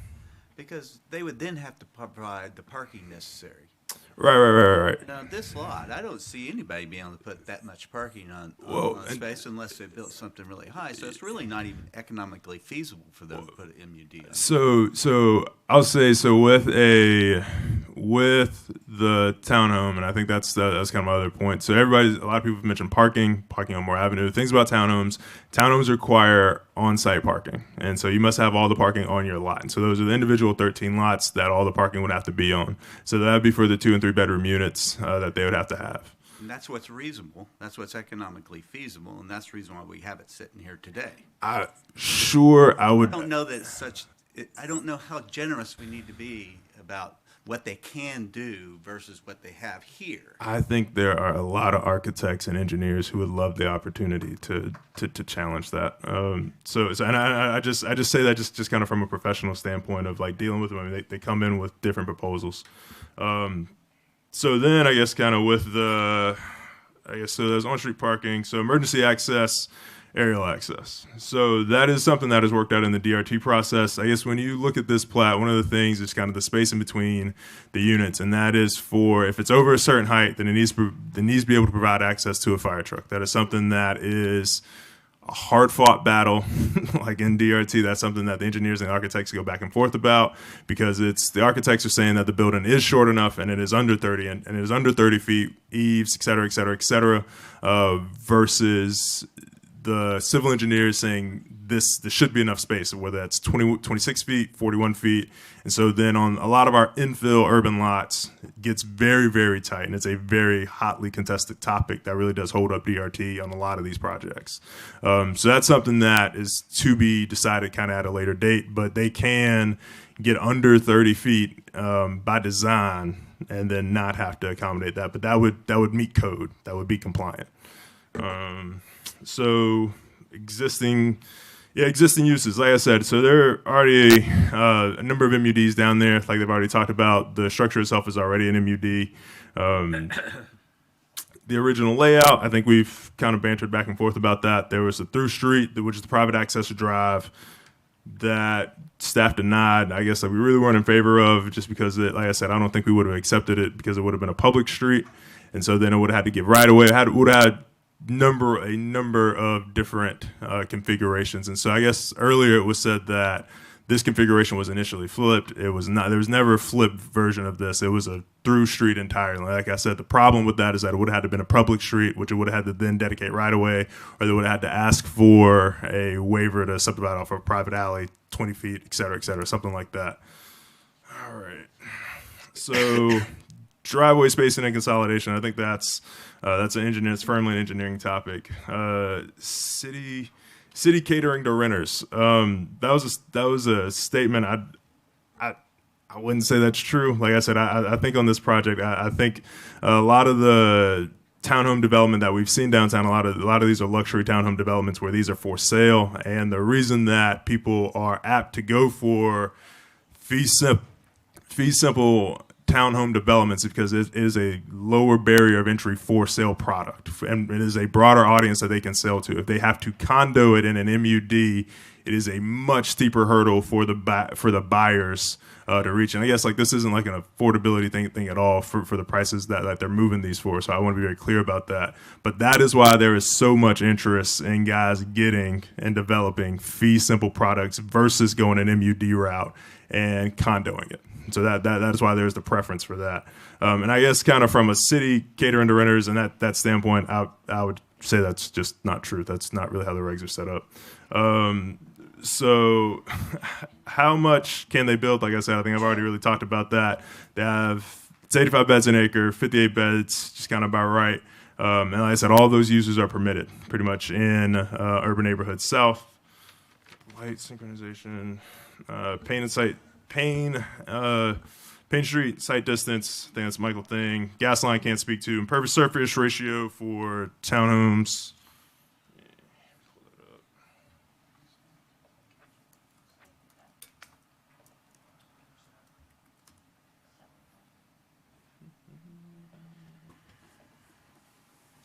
It's 75, Justice.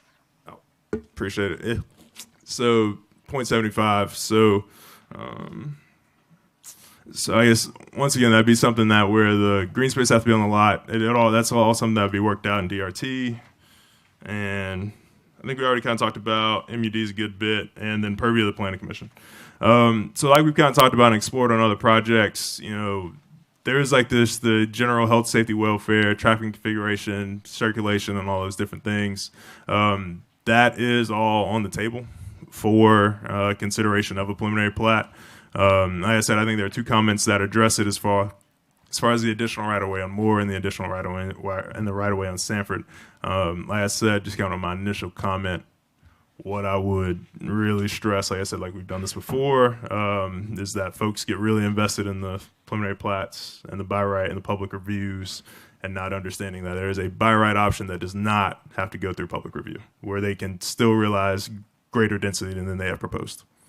So that says the extent of my planning stuff. So I'll kick it to engineering.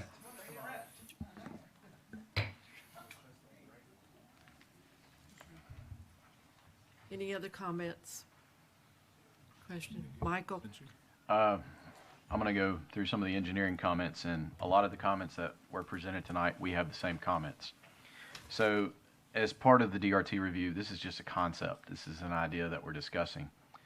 One of the major ones was traffic that was brought up in part of that meeting, and I had some concerns. But one of the big concerns of the traffic was how do we service it and how do we get people in and out of it? Since they requested to subdivide the property, the subdivision regulations instigated basically the closure of a driveway to meet the driveway spacing standards. So once we close a driveway, you have to mitigate no matter what form of density that you have, MUD and or subdivision of a lot, you still have to pass the threshold of how do you offset or mitigate your impact to the local system based, like I think there's 4 units there today. So there's an additional increase, right? So since you have a higher use of the site, how are you offsetting your impact to the local transportation system? So they request us to provide comments on that, and that is one of our comments, is how do you plan to mitigate those issues? And for that reason, there's a limited traffic analysis for the general area that will be required. So they have to present numbers, safety concerns, access concerns. How do they plan to get in and out of the site based on the configuration that they're presenting here? That's the first comment, and that answers some of the questions. That was kind of driven by closing off the access on Sanford. That's correct. But it creates a high development bar for them to cross, is how do you solve this problem? Because we don't give you the idea to solve the problem that you're breaking, right, in terms of the regulations. You have to solve that problem. And that's why the engineer of record was like, we haven't thought of that because the city hasn't presented that. Well, that was our presentation, is to say, how do you plan to solve that? You have to convince me that it's going to work. I haven't been convinced yet. And the mitigation has to be safe. Correct. Right? So, again, the next comment related to that, improvements to Moore Avenue may be required to accommodate the additional traffic generated by the development. So this is an off-site improvement because we know it will have an impact to a direct street that is relevant to the area because we're asking you to access off that. Moore does not have or meet the minimum requirements for our local street standard. It's 45 foot wide.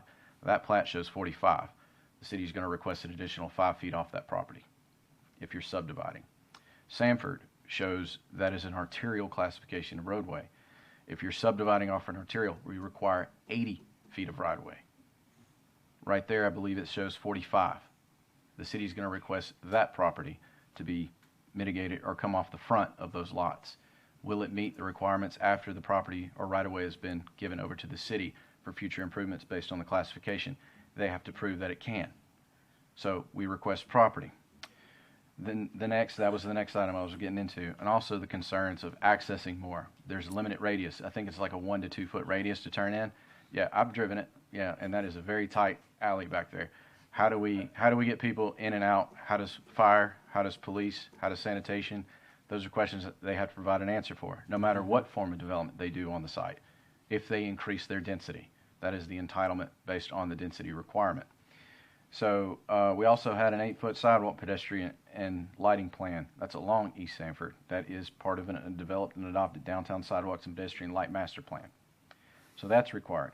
And as part of the DRT review, there were some allusions to stormwater. So if you develop a site by right, it doesn't mean you can necessarily, concrete it and necessarily walk away. You have to prove that you have no, any effects to anybody downstream, or anything that surcharges hydraulically in a hydraulic gradient next to or adjacent to that property. So those items are very technically driven, and we don't solve the problem for them here. They have to solve it before they even get to the next step. On that is the hurdle on the drainage issue. So, right, I remember hearing one of the citizens saying something that we get a lot of water coming through here, during a storm kind of thing. So is the hurdle, the mitigation on this site would be not to make that any worse or improve it? From today. From today? Yeah. So whatever goes in here can't make that drainage problem worse? Worse. But if it already isn't functioning today, we can still look at it to say, no, that was wrong then, therefore we wouldn't propagate something that's wrong now. Right. And so you have to fix it now if you want to further develop the site. Developing sites requires development costs sometimes. And those are a lot of comments from the engineering department. But from a circulation standpoint, I can tell you I have major concerns. And they are not presented in this meeting, but the DRT, but those are not solved currently right now at this time. Yeah, so mitigating all those problems sounds like a different development to me. Just my own personal opinion.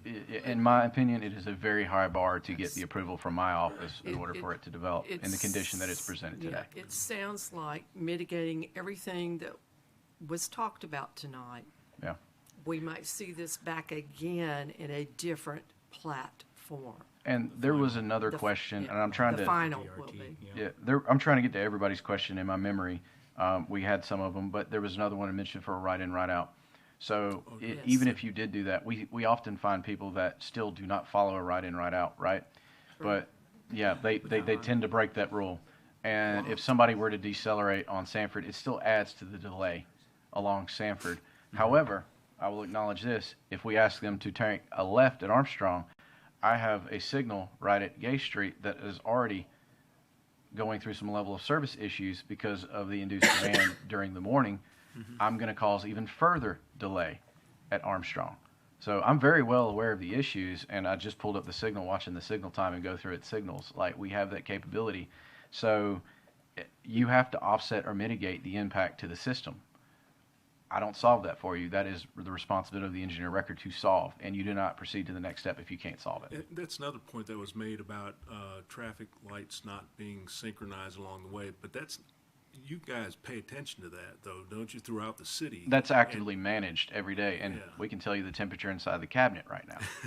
And so I had it pulled up, and I was just looking at the timing. And so it may not seem like it's synchronized, but you're looking at a bigger picture that requires certain signals at certain times, sort of. And it is not perfect, because accidents do occur. And so timing plans get changed. If there's a fire, if there's an accident, we allow our police services to get through and fire services to get through the signal, and they have the right of way with preemption. So that will change a signal timing plan like that. So it's to service the area. So timing plans are always fluid.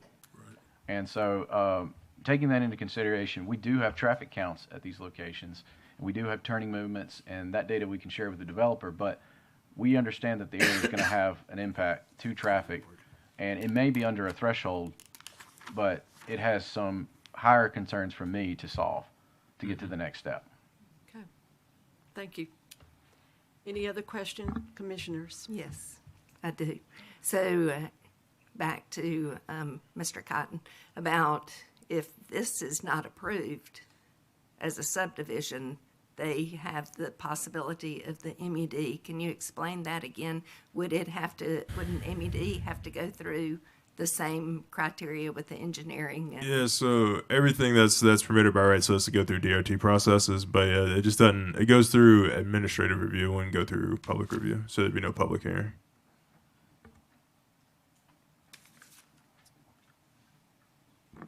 Anybody else? I want to kind of make a little planning kind of point. Do you have that? Can you put the prox map up that has the zoning on it? So, you know, the city has the Auburn 2000 strategic plan was mentioned. We have a 2020 plan. We have a 2040 plan.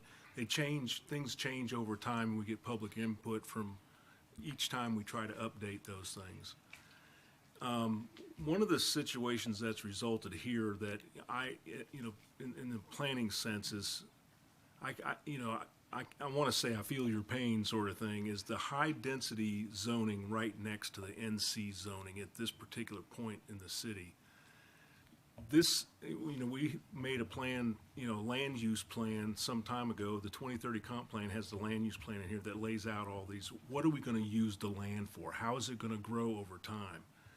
Well, the way the plan lays out is that you've got some high density going on right next to where this NC11 is. That's the single family home sort of thing. The only way that sort of thing's going to get fixed is if we change the plans, right? So when we come up with the Auburn 2060 plan or whatever in the future, we could theoretically back all this stuff out and completely change it. I mean, that's possible. It's a pretty steep climb uphill, but it's possible. And so we're kind of in the situation we're in due to planning over the years, and we're just trying to get the best with it. Now we're here to approve a plat, and in a preliminary plat, which is an important distinction, because now they're going to go through and say, okay, here's what we got laid out. How's it going to work, everybody? And the answer to me on this one is, what I see is I'm not sure that's going to work at all. Mm-hmm. But we've got a process that's going to sit there and walk through that and figure out, okay, what would work? We do have, there's a certain density that's allowable here by right. I mean, they can just put something there. Mm-hmm. But the developers are going to work with the city and go through that DRT process and try to figure this out. Now we're kind of stuck as a planning commission with certain rules and regulations and state laws and stuff that basically says, if they meet this requirement, you got to vote for it. I mean, you got to approve it. Now we'll and so then we take the next step. Can we really do this? Does this really make sense? What does engineering think about it? And they'll have that discussion, and things will change. I guarantee this will change. Anyway, off my soapbox.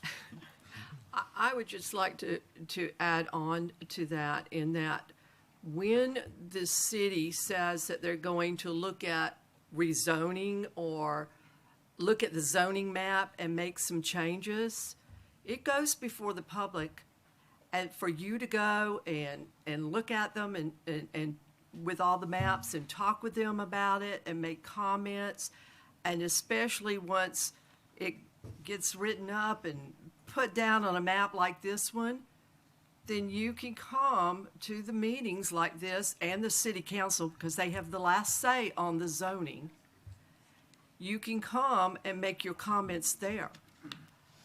And as Mr. Chancellor said, the problem now is that you have a UNS zone that this is going in that allows much more density than NC 11.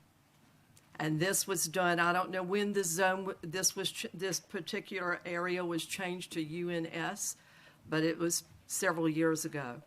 And it's in our future land use plan, which we look at now, our Comp 2030 plan, which is what we're looking at now. But there will be a 2040 plan, or There is. there is one. And as we're well. moving forward, you know, the plans are gonna change. So, I would just say this as something just that, what we have here, though, is a situation whereby this development is going to be hemmed in by the infrastructure that is there. No one's going to be expanding Moore Street. Nobody. You know, that's just, there's nothing to do there unless you're tearing down houses. And I think that this development, whether it's an MUD or townhomes, it's going to go through that process, and it's going to be naturally limited in size because of what can be supported. I would still like to send a message to City Commission, though, that this is that what we have zoned here is inappropriate for this area. And I think the way we as a council do that is to say, vote something like this down. To say, maybe we should be reconsidering this kind of thing. That this, and by the way, we're here to represent the best interests of the city, not just to look at zoning maps, not just to look at what the commission says. We're here to represent the best interests. Otherwise, it wouldn't be brought to us. So we can vote anything down that we want to, and I think we should.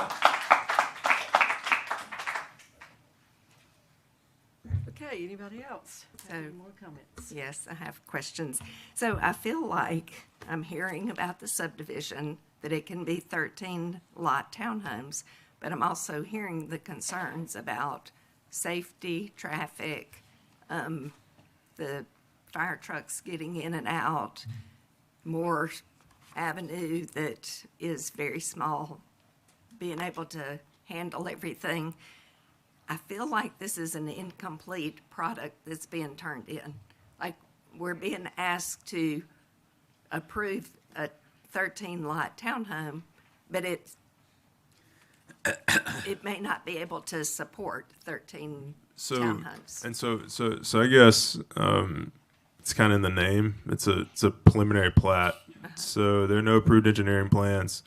When we updated our subdivision regs a while ago, that was one of the things that a lot of engineers told us, that they don't get surveys done until they get quasi approval and then they move forward and they do that.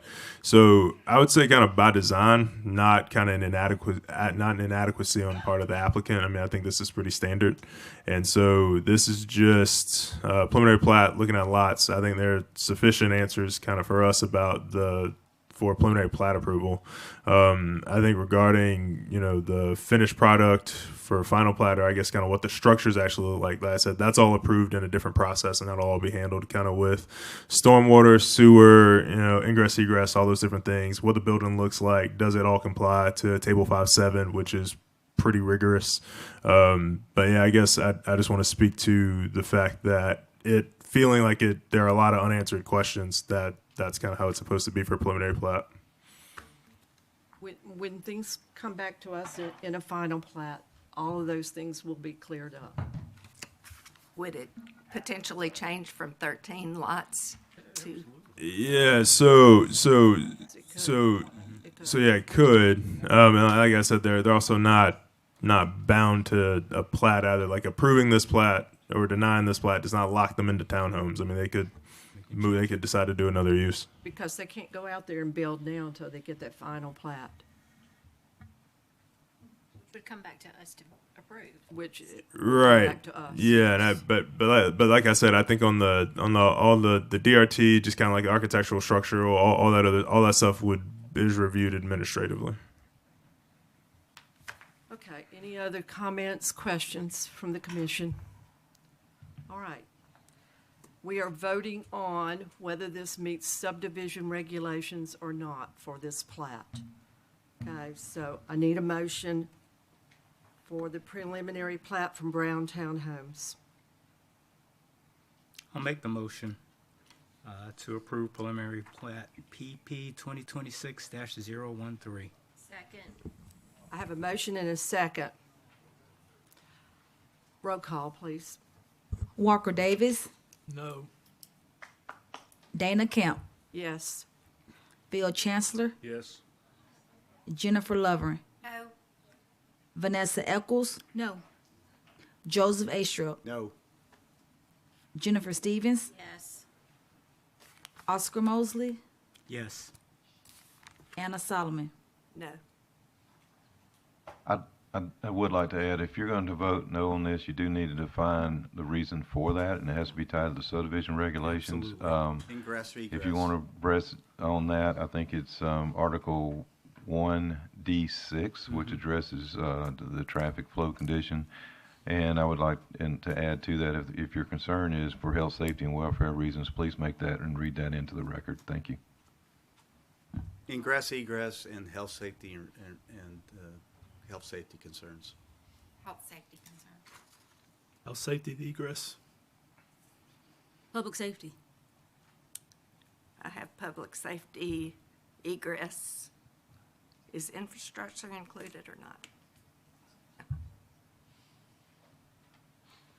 Is that sufficient, or do we need to go again? Okay. All right. What? 4 or 5, it's denied. 4 to 5 denied.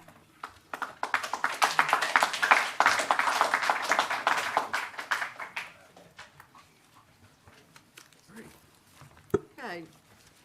Next is conditional use. Yeah, all right. We'll wait till everybody gets out that wants to leave at this time. Can we get a, like, break? Can we get, I'd like to make a motion to, Wait a minute, oh, till everybody gets out. Can we leave? yeah, no, you cannot. You get out, leave. I just got.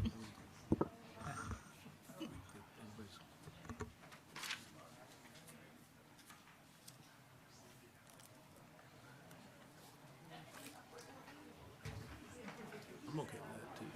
We can't bring this back for another year, right? That's correct. Ouch. Yeah, that's a possibility. I don't think you can. All right. With conditions. Now. I'd like to make a motion to recess for 5 minutes. I have a motion and a second to recess for 5 minutes. All those in favor? Aye.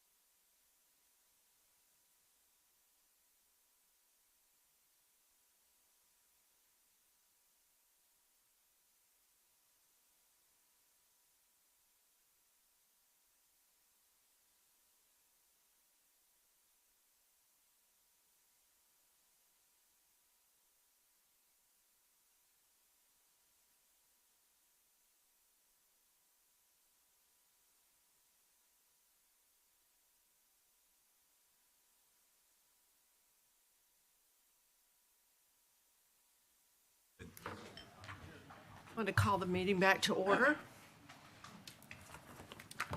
Okay, our next item on the agenda is conditional use, shops at Woodward Oaks. All right, so this is a conditional use request for the shops at Woodward Oaks, requesting conditional use approval for a commercial and entertainment use, or a package store. The property is located at 1785 Jamesburg Parkway and is zoned development district housing with a PDD or planned development district overlay. You can see here this property it's not actually doesn't have takes access off of West Farmville, but it takes access directly off Jamesburg Parkway. And this is the proposed package store use. This is a recently built shopping building with the middle use, this little middle store right here highlighted in red being the package store. So with that, I'm happy to answer any questions. Thank you. All right, this does require a public hearing. Anyone that would like to speak on the conditional use for shops at Woodward Oaks, please come forward. Seeing no one, I'll close the public hearing. Commissioners? Yeah, so there were a host of uses that were approved when the PDD for this went through. Was a package store requested or intentionally left off? Package stores are normally left off just to give the planning commission and the council additional review when it comes in. So it's not necessarily like anything against them. It just gives deference to the council, like I said, on each individual package store. Okay, thank you. It's 450 feet from a church. What is the regulations in terms of package stores and churches? They're none. They're none for the city. The hemp stores have that. What about for the schools? Same thing. Okay. And this proposed package store abuts a residential area as well. So I guess my question is, what have been the general guidelines that we've used to place packaging stores in areas? I understand that there's no, but we do have precedent. Yeah, so pretty much areas like this are kind of in line with where I guess not the distance to the church or like distance to the school or anything, but I guess as far as like just kind of being in a commercial center, which is this is a commercial node, kind of a part of the Woodward Oaks subdivision, kind of similar to like the Cary Creek, where it's down on there's Publix and then there's the package store further down. Have them in gas stations, but then they're also in other commercial nodes that are higher intensity uses, but. Putting package stores, I guess, in this area, like I said, in this proximity to residential, I think some might argue is an amenity. But I think kind of for the city, there's no buffer yard, there's no buffer zones like akin to the hemp stores in proximity to different uses like churches or schools or anything.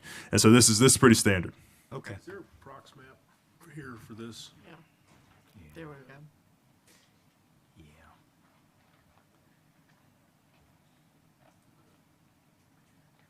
You see the townhomes lots are next to it.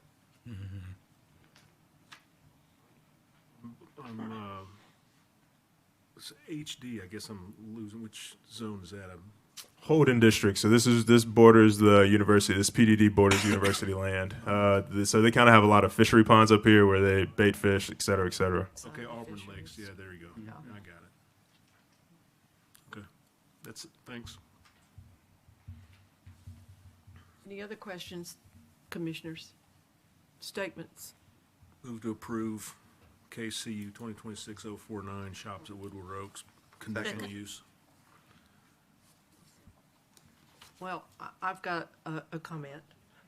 I am going to vote no on this as it was not one of the conditions that was granted when this came before the city council. Under commercial entertainment, there's no package store there, so I will vote no. Okay. Yeah, so I guess kind of, did you open the public hearing and then no one came up? Oh, I'm sorry. Yeah. I'm sorry about that. I forgot. So what do we do with the motion? Oh, yeah. So you just need to open the public hearing, open That's the what I'm public gonna hearing. do. Yeah. Sorry, I wasn't looking at my notes. All right, this requires a public hearing. If you need to speak on the shops at wait. Woodward Oaks. So there was a please- public, open and close. Yeah, there was. It's a public hearing. It's supposed to be a Okay, public hearing. applicant. Applicant. Yeah. Come I think that step may have been forgotten. Yep, sorry. Nick Hayes, 333 Brookside, representing, I am one of the owners of the shopping center. Also, one of the owners is occupying the 2 suites to the left, who is a medical doctor here in town with 2 clinics. Scott Greer, Auburn Adult and Pediatric Medicine. His practice is going in there. There's a pharmacy going in on the end opposite Farmville. Obviously, they're very much in favor of this use. This operator has many stores throughout Alabama and Georgia, impeccable track record and good standing with the ABC. We have a package store adjacent to Grace Church on Glen. You know, they're all over, and anywhere in town, you're going to be close to other, you know, religious uses, schools, residences. We've sold lots. We've sold a good many of these townhomes. All of the people and many of the residents have called me asking what's going in there. I haven't heard of, you know, everybody seems supportive. And since Ms. Camp mentioned her concern, I'm not sure if that has ever been included as a permitted use in one of these. So to hold it against this development would be singling it out. And while I understand kind of her line of thinking, it's just, it never happens that way. So looking to approve this use in a strip where it's sort of on the preemptively identified as an approved use is never going to happen. On the 3 suites towards Farmville, there's a restaurant or restaurant uses that are going in there. Those places will serve alcohol.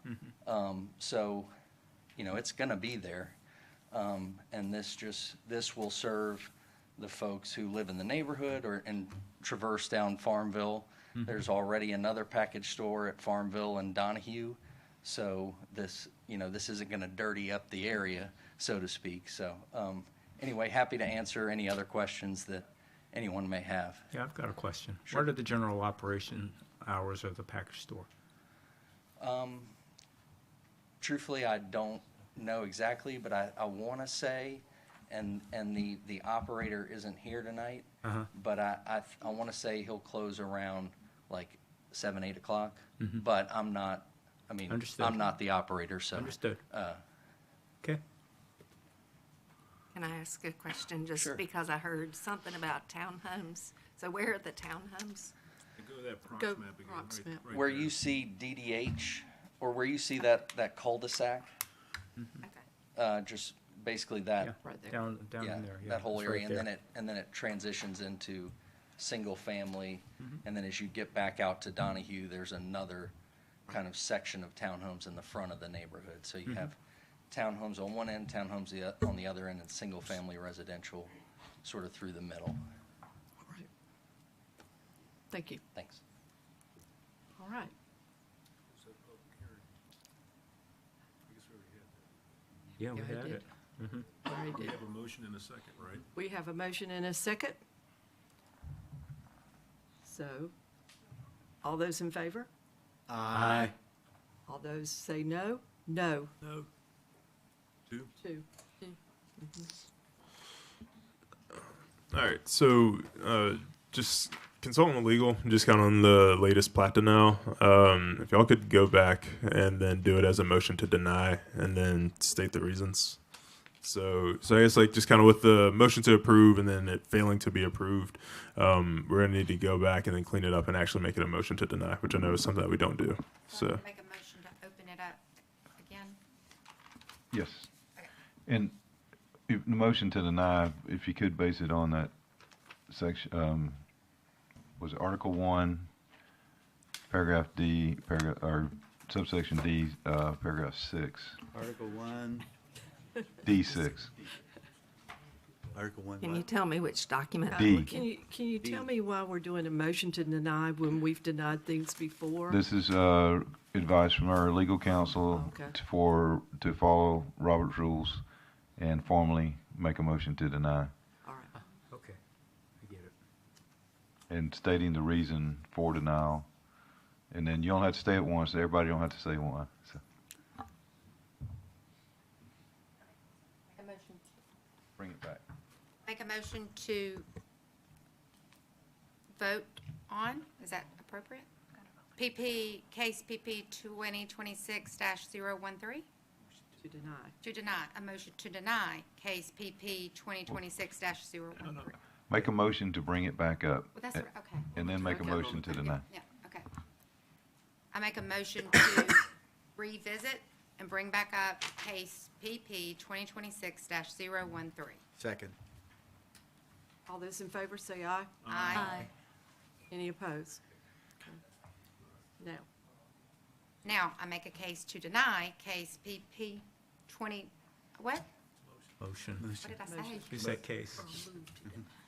It's okay. to deny. I make a motion to deny case PP 2026-013 based on Article 1, Section D. Section D.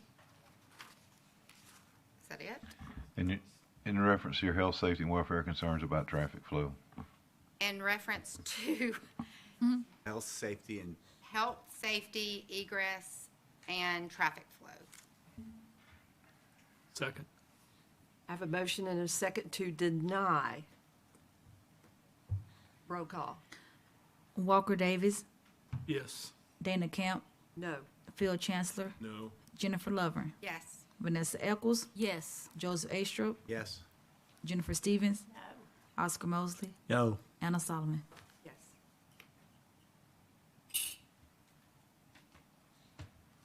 5-4. All right. That cleared it up.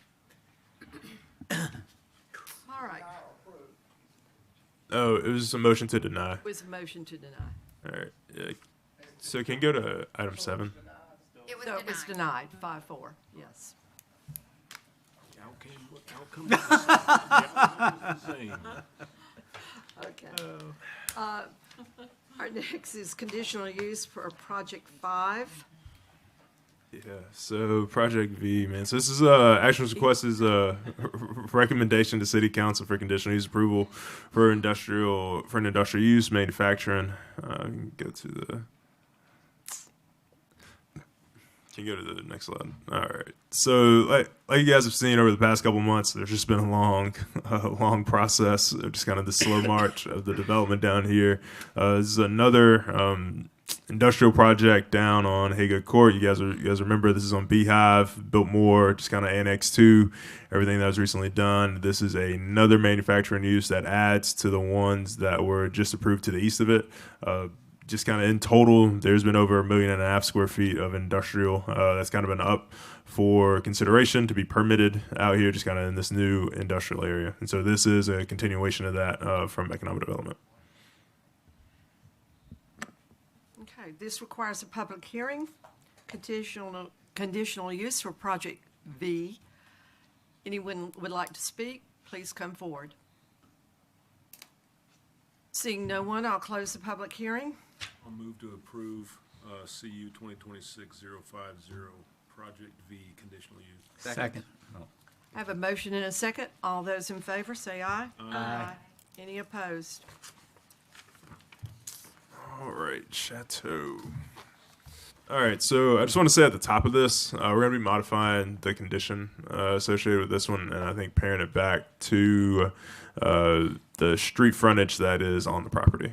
So we'll get to it, and I'll explain a little more, but I just wanted to say that at the top. It'll be on this one and the next one, so Chateau and Le Mans Apartments. All right, so the request here is for a recommendation to the City Council for conditional use approval for performance residential use, which is a 65-unit multi-unit development. All right. So this property is zoned RDD. It is an existing MUD now, which is a multi-unit development. I think it currently has 72 units in it, and they are going to 65. As you all know, RDD is zoned. I guess RDD's density is 16 dwelling units an acre. Acre, not I guess units, not beds, but RDD is not bound by the family definition, so they can have up to 5, and so the dwelling units you can have up to 80 beds an acre in RDD. So they are going back and they are adding to 260 beds total. Thing to just kind of focus on, just kind of on RDD, and I just want to say this. Just kind of in this presentation is something that'll come up in the DRT process. So RDD, unlike our RDD and CDD are unlike our urban neighborhoods, urban core, and our corridor redevelopment areas. RDD is heavily scrutinized with buffer yards, and something that may come up just kind of dependent on the surrounding uses. We can go forward to the next one. So you guys see, so this is the one on the top. This is the one that's located on Gay Street. This is the second iteration of what we've seen from the applicant. Staff requested that they have a little more of an urban feel kind of along these areas on the Gay Street side, and so that's kind of on the top of the page where you guys see where it says townhomes. Yeah, just kind of further up. And then just kind of as you get to the corner, they'll have the building that's more addressed in the corner where they got their amenities and those things with the pool and whatnot. And there's all surface street parking, but I guess in the bottom corner of Chateau, just kind of to that bottom left corner, there will be a 3-level parking deck. 3-level parking deck's a bit of a misnomer. It's 2 levels, and then they park on the roof of it as well. So that's the 3rd level. As I said, so the condition that was associated with it was just kind of looking at this corridor, adding sidewalk to it. We had an extensive conversation about it on Monday. Twofold, there's two things I want to bring to that. So currently there isn't a sidewalk there, and they'll be required to put that on there. That's just kind of part of the requirements with the road classification. And then I think there's also something in the staff report that mentions, this exceeds the future land use plan. I guess the density associated with it from the future land use plan. Staff's position on that, that is factually true, but also with this being an existing MUD, really kind of functions the same. And then I guess also it's within the 1 mile radius for where we would like to see student housing. And so realizing the density in this area is a benefit. Like I said, this is where we want the density. It's just kind of, that's something that will be mitigated through the buffer yards, just kind of with lesser intense uses that are immediately adjacent to it. But so there'll be kind of the townhome style. There'll also be some garden style apartments.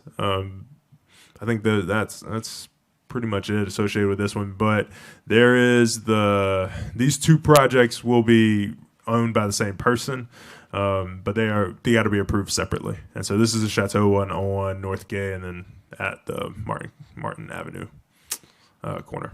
So then with that, if you guys have any questions.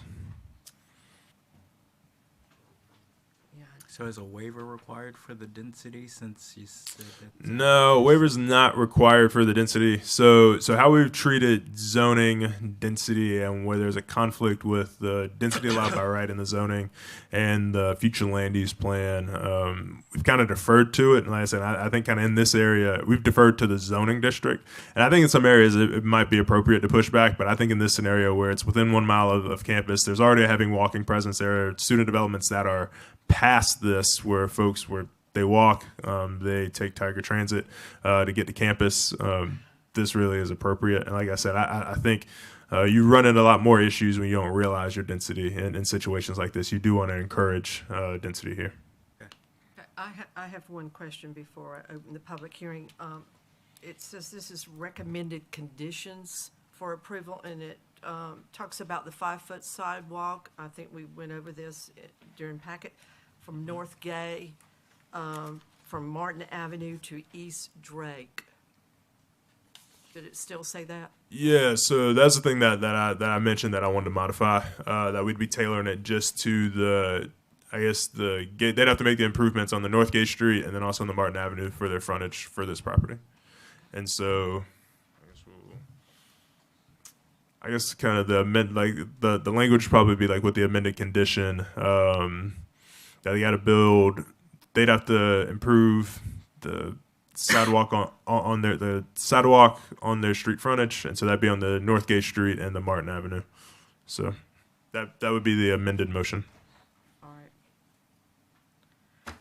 North Gay Street would be for the Chateau, and the Martin Avenue would be for Lamont. No. So North Gay Street and Martin Avenue would be for the Chateau, and then we'll get to what the amended language needs to be for Lamont. All right, thank you. All right, this does have a public hearing, so I want to open up the public hearing for conditional use of Chateau Apartments. Anyone would like to speak, please do so. Please state your name and address, and don't forget to sign in after you've spoken. Thank you. Name is Don Arkle. My primary residence is 123 Shady Oak Lane, Prattville, but I own properties at 601 North Gay Street. This is Court Square condominiums, basically across the street from Chateau.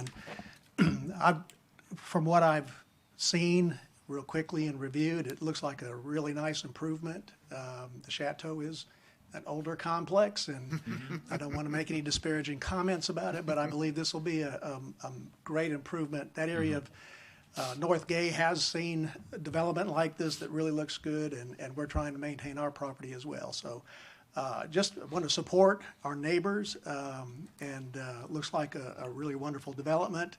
The only concerns I would have and just sort of express is parking. We've come to realize that the value of abundant parking in our complexes, I'm sure they'll meet the requirements.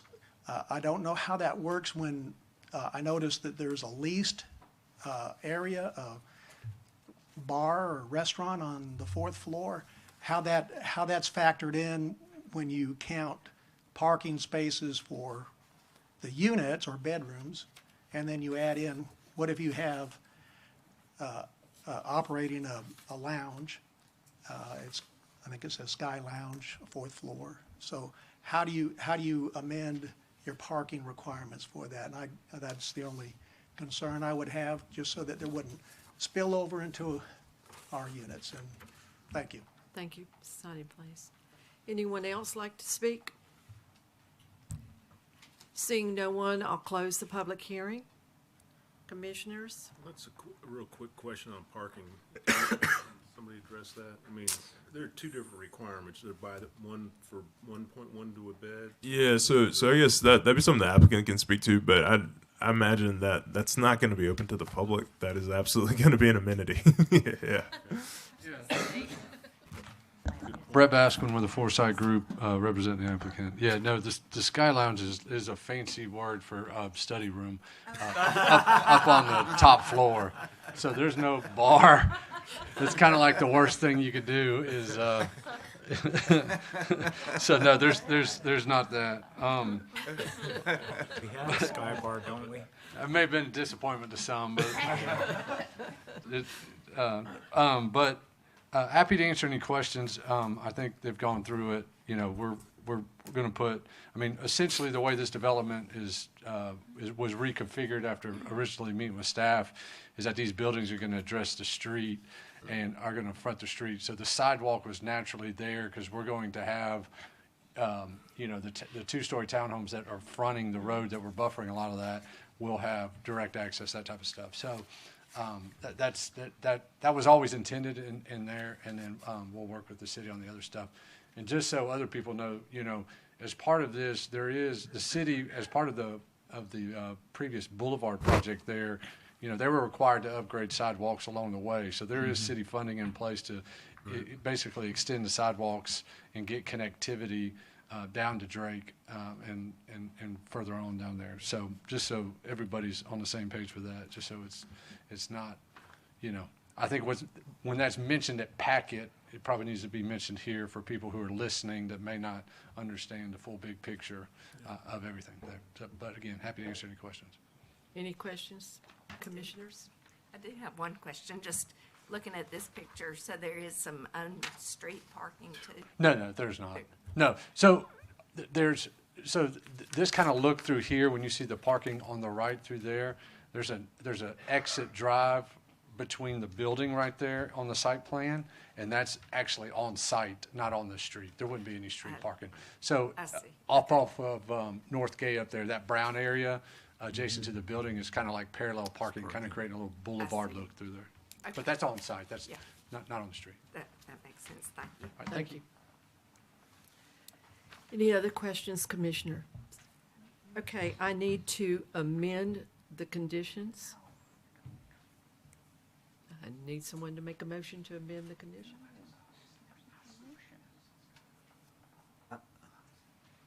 I make a motion to amend the conditions. Got it. I have to spell For them a out. sidewalk in front of. On the street frontage on the property. The frontage on the property on Gay and on, Yeah, Martin Avenue. Second. I have a motion and a second for the amendment to the condition. All those in favor say aye. Aye. Any opposed? Okay. Now I need a motion to approve. Motion to approve KCU 2626051 Chateau Apartments as amended. Second. I have a motion and a second. All those in favor say aye. Aye. Any opposed? Okay.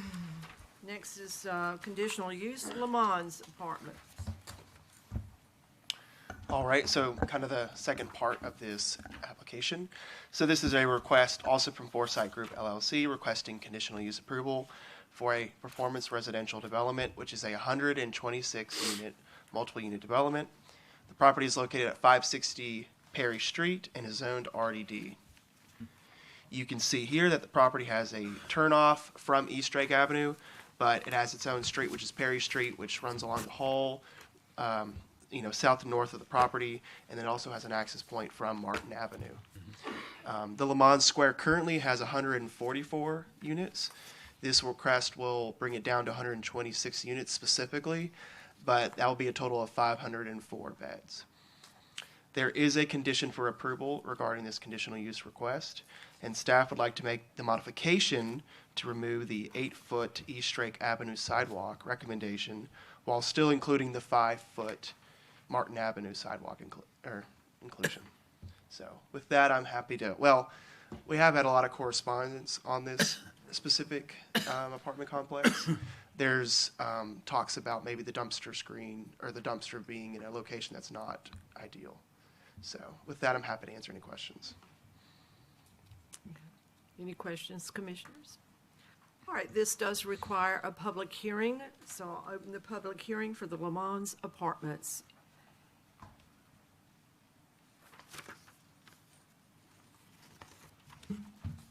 Hey, good evening. I'm back Tonsmeyer from Owens Crossroads, but we own the property that's in the in that little jutted out area where the template says that potential trash site would be for 126 residents. Backs up to five home sites. Chris and Mr. Cotton have already told me this will be addressed in the DRT, but this is our chance to get it as part of the public record. Specifically the impact, the additional density, proposed location, those other impacts, as Chris addressed in paragraph B regarding proposed location shall not result in undue adverse effects to adjacent property and other matters affecting public health.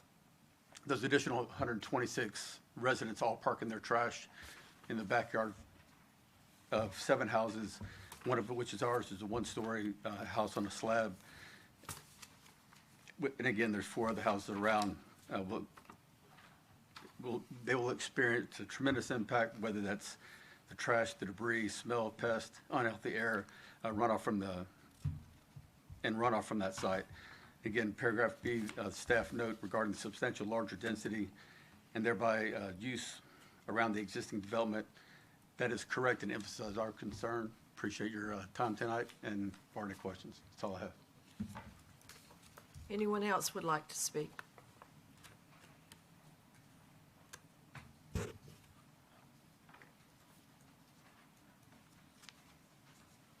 Evening. My name's Nicholas Stoker. I live over at Le Mans Square, apartment 109. My main concern is, what about all the other people that live there? There's 144 people, maybe.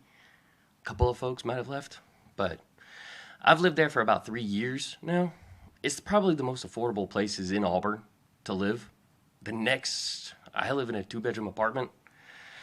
I think the most available thing that I could find was about $1,000. That's what? I'm not too good at math, but it's about a $300 bone jump in what we see. I didn't know that this place was actually in the redevelopment zone for students, but I've actually been a born and bred person that lives here in Auburn my whole life. Go Tigers, you know. But my main question and concern is, what about all the families that live there? People who are, because actually my neighbor, he is someone who lives off of Social Security. He's got very limited of what he can do. So, I mean, where do we go? I mean, we don't have a lot of places. It's one of, yeah, I get it, it's the older apartments that are in this area, but I mean, we gotta also think about them, right? I mean, there's not a lot of places that people can go that live in Auburn that want to stay in Auburn. I love Auburn. Born and bred here my whole life. Where do we go? I mean, that's probably the cheapest thing I can find is a 2-bedroom for $710. I know it'll go up, but I mean, a 1-bedroom was $936 in Auburn. And then next thing you know is, I think there's an apartment complex in Opelika for $700. But I mean, I get they're our sister town, but I mean, I kind of want to stay in Auburn. I love Auburn. It's my home. That's all. Thank you. Sign in, please. Anyone else would like to speak? Seeing no one, I'll close the public hearing. Commissioners, questions?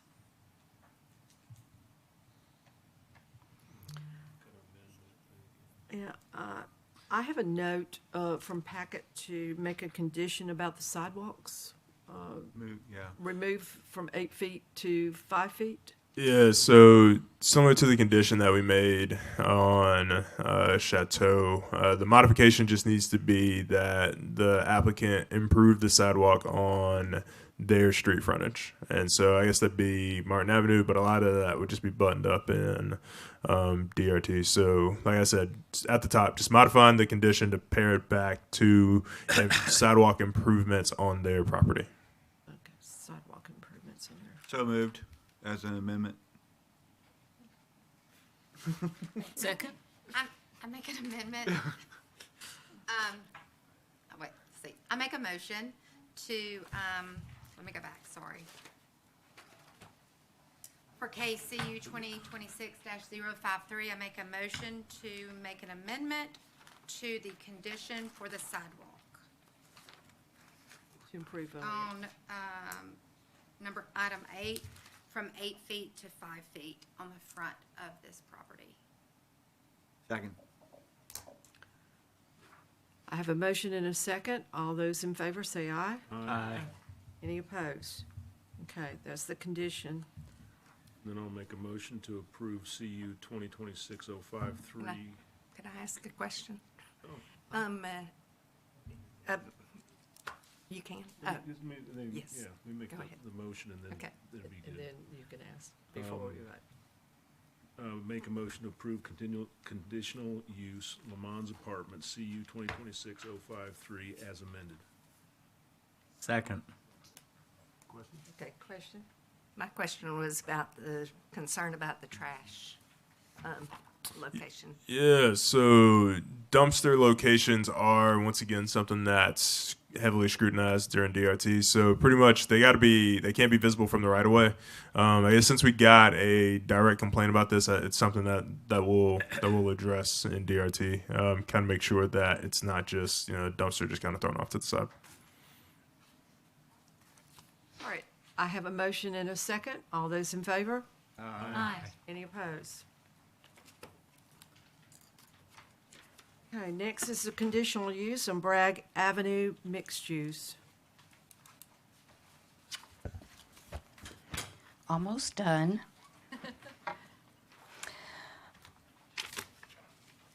This is recommendation to City Council for conditional use approval for a performance residential development at 152 and 160 Bragg Avenue.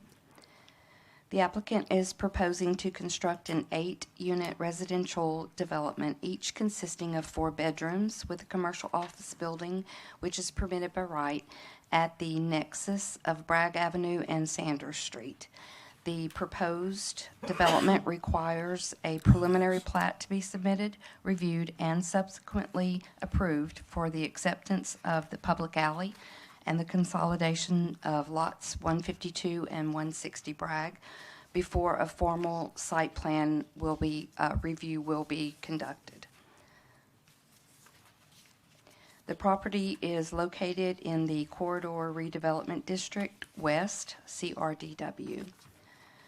The future land use map in the City of Auburn's Comp Plan 2030 designates the property as Mixed Use 1. This designation can include retail, commercial, residential, and office uses.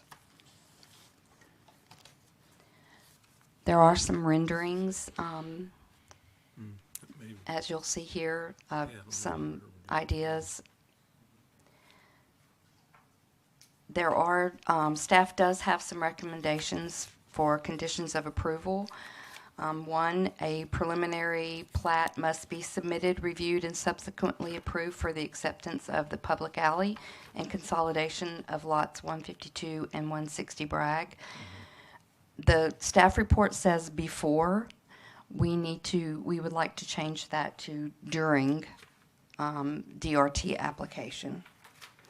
Number 2 is that a final plat must be submitted and accepted as complete before final inspection CO will be completed. And number 3 is the required open space must be shown on the DRT plans.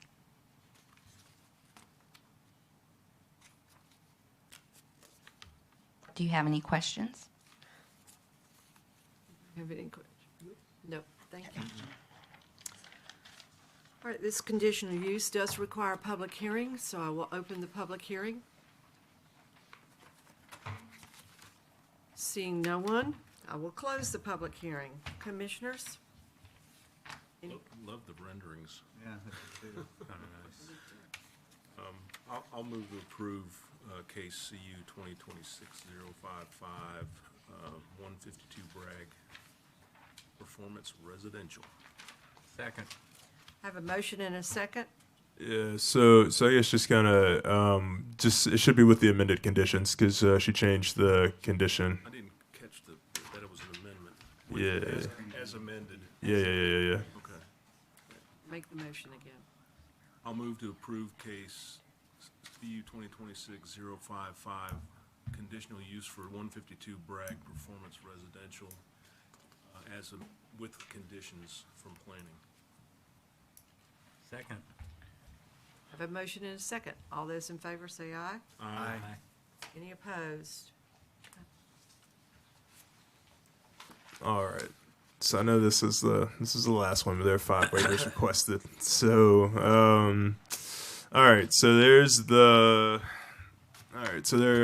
are waivers requested to Table 5.5 Development and Design Standard Requirements within Urban Neighborhood East, and so there's a waiver requested to the 15-foot requirement on the ground story height, a waiver requested to the 10.5-foot requirement for the upper story height, waiver requested to the primary entrance from the public right-of-way or the sidewalk required for ground story unit, and then there's the 2 final waivers on 4 and 5. There's a 30% fenestration requirement for a second story, and then the 20% fenestration requirement for the third story. Excuse me. I would say let's just kind of deliberate on these kind of like one at a time, and then we got to vote on each of them. So pretty much. And so the applicant is here. We don't need to have a public hearing for it. It's just I just kind of whatever questions y'all have, we can talk about to the applicant. Whatever questions y'all have for the applicant or questions y'all have for staff. So just kind of providing context. If you want to go to the pictures of it.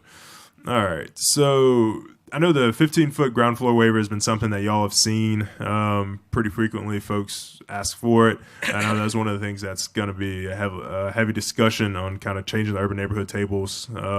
Just because I think there's been a lot of discussion around the 15-foot was something that was designated for the urban core and then got adopted down to the urban neighborhoods. So I guess that's kind of staff's position on that. That's something that we're actively looking at. And there just hadn't been the DDRC input on this one, on these waivers particularly, since the DDRC's kind of hadn't been here for the summer. I guess our first meeting was going to be next week. So just kind of, so the 15-foot ground floor, if you guys have any questions for staff or the applicant, feel free. Go ahead. Just a general question. So we talked about this at the packet, and these are all staff's pretty comfortable with all these, right? Yeah, and so I guess kind of speaking to just kind of the breadth of them, the 15-foot one has been one, like I said, hotly debated. I think even on some of the interpretation and administration of them has been kind of things looking like they're 15 feet, kind of adding steps, adding porches, things rising up to achieve the 15 feet. As then kind of the rest of them are kind of downstream, I guess, secondary of that upper story height. The rest of them are downstream of the lot. So if you can keep going through them, yeah, this would be a pretty good example. So as you can see, just kind of that's the sidewalk. I guess that's kind of here in the street a little bit, but you can see the view from the sidewalk. You would be looking into the bottom floor, kind of the basement. And so a lot of this has to do with the topography of it. This isn't something that we've gotten or something that this isn't a request that we've gotten on any other lots in town. When we asked them to front the streets with the building and take primary access off of it and meet it. And that is because those are flat lots. They're essentially function as walk-ups. Even if we were to request it, there really wouldn't be a walk-up scenario on this one. If you can go to the next one. Yeah, so you'd be able to walk into this, but you still really wouldn't be able to walk into the unit. And like I said, a lot of that is really just kind of downstream of the aggressive slope from one side of the lot to the top and just kind of what the public right-of-way looks like in front of the property. And so that drastically impacts kind of the fenestration, how they do it, but you're really looking at the side of the building, and it doesn't make sense really for them to turn the building. I guess to turn that unit in this scenario where it still wouldn't achieve what we're after. And so I think there's also pictures of if they were going to achieve the fenestration, if you want to go through it. Keep going. I ask a question just for clarity about Yep. the ground floor. Is the ground floor the garage floor? Yes, and so I guess it's this picture right here. Go back. It's the one with the windows. That one. All right. So to answer your question, yes, that is it. That one would essentially function as a basement. So oftentimes, one of the things that we've pushed for recently is getting living space on the ground floor on the street level. But in this scenario, once again, doesn't make sense. It's buried. So just not really even a consideration of somebody walking out. Just kind of with how the site's oriented. Right. And so this visual for Exhibit 6 shows what the side would have to look like, kind of what the window sizes would be. I think it's kind of those outer trim ones. So substantial amount of windows. I don't know if it would look better or worse. I think for the architects, they might have a lot of opinions about it. But that's what it would have to be to meet those upper story fenestration requirements. And this is something that's been required on the bigger buildings, which is kind of what the fenestration requirements are for. Not really something intended for the side of a building, something that regular townhomes really have no problem meeting, kind of putting a picture window in, et cetera. So again, ground floor is the garage. Correct. This is the second floor. Yeah, and so the living space really starts on the second and third floor. Okay. And that's the reason for the 10.5 foot. I think yeah. So they push back. They being just kind of developers, and so that'd be something they can talk about. Like I said, we hadn't seen one on the upper story. We've seen one on the ground floor for the 15 foot. But like I said, I think this is probably one of the first waiver requests for the 10.5 feet. All right, so we're going to take these separately. I'm going to have the applicant come up, please.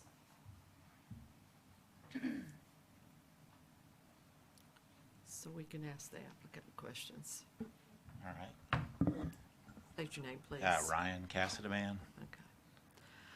All right, the first one is the 15-foot requirement for ground story height. You need a waiver for that. So Right. what is the height going to be for the ground story? And I guess that's the garage, the basement. Yeah, so I mean, that one kind of confuses me as well, where, I mean, the whole thing confuses me.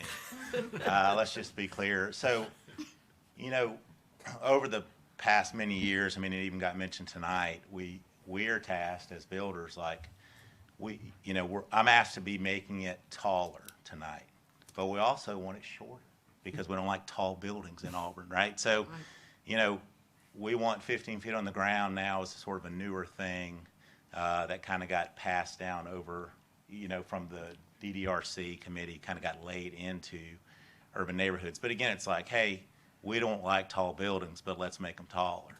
So in a building like this, and I think a lot of these rules kind of stem from what we're seeing in these larger developments, 500, 600, 700 bed developments that are running 200-300 feet long on city blocks.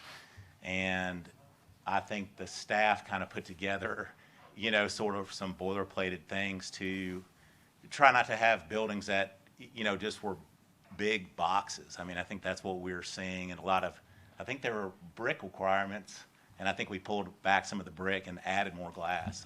I don't know what year that was. So, but the 15-foot thing, when you get on these smaller buildings, and I guess that's contemplated on these bigger ones where they have elevators and things of that nature, you know, my whole building is 50 feet long, you know, the whole width of the building, you know, maybe the length from the podium back here. It takes like 23 feet to go up 15 feet, you know, on a flight of stairs. The whole building is only, you know, it's almost half the building to try to, you know, get up to the second story. In this particular case, with it kind of fronting Mag, but we're kind of creating this side street. I mean, it's a full-on road. It's 26 feet wide, allows for fire trucks through there to sort of achieve that maximum height. I sort of more feel like the 15 feet, you know, that I still would be asking for a waiver, but is really the second floor because it's really presented to the road. At that point, I kind of got out there today with my son. We were shooting some grades and everything. With the severe slope, you know, coming across Magnolia, it's falling almost 10 feet from the upper side of the building to the lower side of the building. On that lower side, that sort of second floor plate line, I guess I should call it third floor, you know, it'll present to the street as like 19 feet tall. You know, I mean, it's going to feel tall. And that's why we designed the building like we did, where we've got the 1 story in the ground. I want to bring it into the ground. I don't want it sticking up on the top of this hill, you know. So the ground floor is 9 feet basement. Then there's a 16-inch floor system. So that would be a, 10-foot 6, 10-foot 4, 10-foot 5 first floor, ground floor. This getting a little confusing because of the way the building is designed. That next floor, and this is customarily what we've seen as sort of what we're calling the ground floor, second floor here, is where we've asked and sought and received relief from the 15 feet, mostly in these sort of higher end kind of houses. You're seeing a 10-foot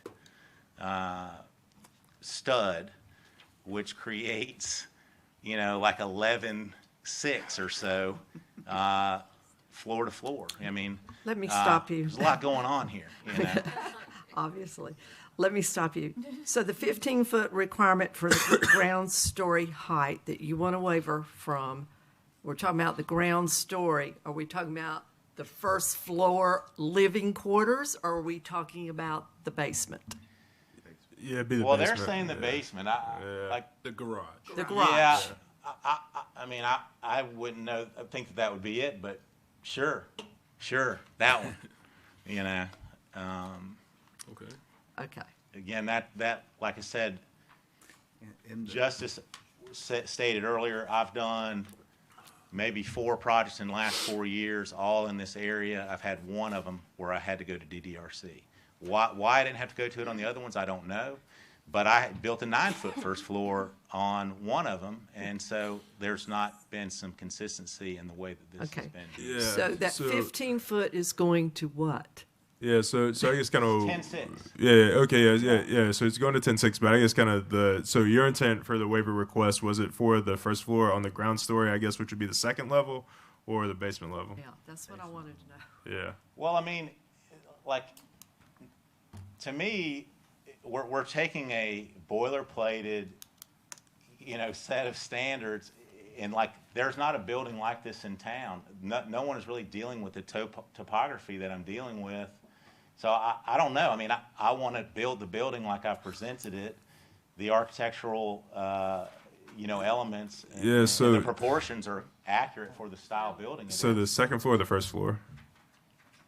Well, the basement, I guess. All right. So the basement is like, he wants the waiver on that one for the ground story one. So 15 foot to 10.6. yeah, from 15 foot to 10.6. Okay. And then I guess kind of to address his question about some of the buildings that he's built that were non. So there are different uses in the urban neighborhood tables that are not subject to these, and so that's, I think you've built a duplex that would not be subject to it, and so there's several uses that are. The 15-foot was more for commercial on the bottom. Yeah, commercial on the bottom, Yeah. like kind of mixed uses. Like I said, I think kind of something that was a carryover from Urban Core. Right.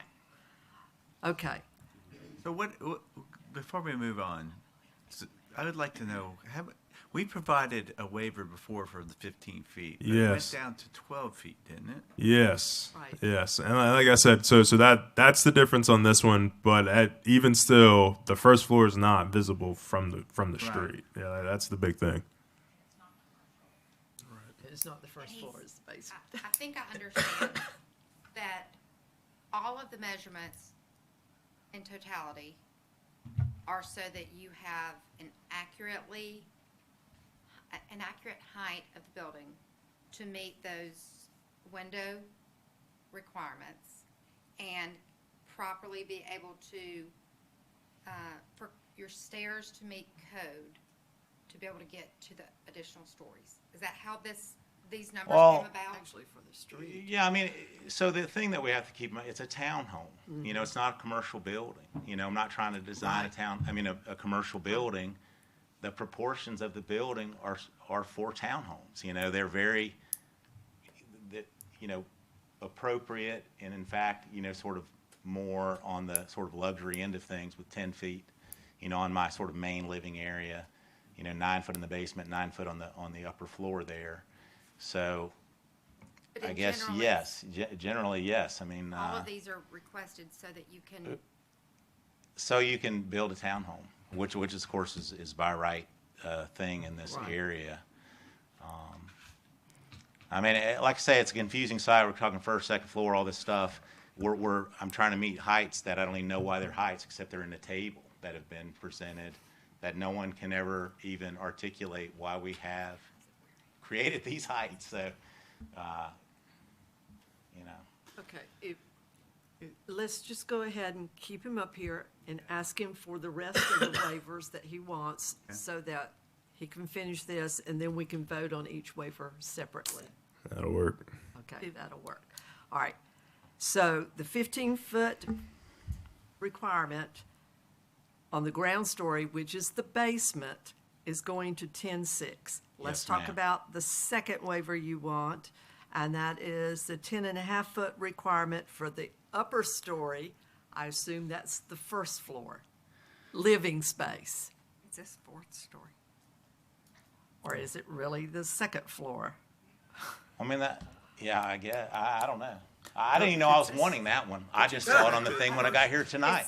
The first page of this. Yeah. So all right. So it says the ground story height to 10.7. So then that would make the rest of them would have to be 10.6, and then the upper story height would then sneak under that and be 9.3. And so since in the table, the ground story height and the upper stories are all regulated. The ground story is 15 feet. Everything above it is 10.5. It's 10.5. So 10.5 would be the ground story in this one, the second story from the ground, and then you are requesting to go down to 9.3 on the fourth one. Right. That's it. Right. So that's what that would be. Well, the fourth story is effectively the attic, so it's not even a story. Again, these charts are contemplated on the building that you showed earlier, great looking building, Phil, you mentioned. It's a commercial style building, flat roof, parapet wall. All these things fit very nicely in this chart that's been created. This is not that.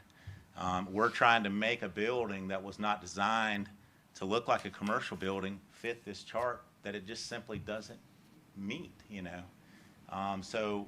But I thought we had this discussion that the staff is pretty good with all these changes, and I'm kind of wondering why we're wrapping around this axle. I think we're just trying to make sure that we know which story is which. But Yeah. So it's the fourth one. Yeah. The only thing that he would need to wait. wait. It's basically the attic, and Dana, to the point of there's so many rules. Like I know everyone thinks we just roll up in here and do whatever we want, But, you know, fire and width, you know, the road, oh, it's 30 feet, 3 inches. Oh, well, the road now has to be 26 feet wide. You know, like it just goes on and on. So, you know, I'm trying to kind of ground the building here. I did another project on Ross recently where, you know, we did get a waiver. We went to DDRC. Ms. Solomon was in that meeting. I guess David Henson was like, why do we have this 15-foot rule? I said, well, I think you made it up, you know. But all right. You know, So yeah, I guess we could probably. I guess y'all have any other questions? He's gonna. So walk up the stories. And let's just get it's 10-6, 10-5, 10-5, 9-3. Yeah, 9-3. Yeah. 10-5, And then- 10-5, and 9-3. Yeah. Okay. And the other waiver, the second major waiver, is that the building normally should face the front instead Yep. of facing the side. Right. And this because of the slope. Yeah, the slope. And so normally, like, what we've required is that in unit turn and addresses the street. And like I said, I think on this one doesn't really make sense since the sidewalk would put you above that. And what's the fenestration stuff? Yeah. So the fenestration is the amount of openings on a facade on the side of a building, and so that's doors and windows pretty much. And so that's why if you go to Exhibit 6, Exhibit 6 shows the expanded windows. Yep. Yeah. And so, like I said, I think on this one, like I said, the topo of the site, like I said, really does kind of mess with the design. So we're saying in this case, you have small windows, and is it the requirement is the bigger? Yeah, that's what the requirement would be if it We're met. saying Just waiver to the smaller. right, because I guess like if you go back to the other exhibit, like where you can kind of see it from the side, not that one. No, keep going back. Exhibit, yeah, that one right there. Yeah, so that's really the front of the structure. Like if it was facing the street, that's what it would look like pretty much. So. Okay.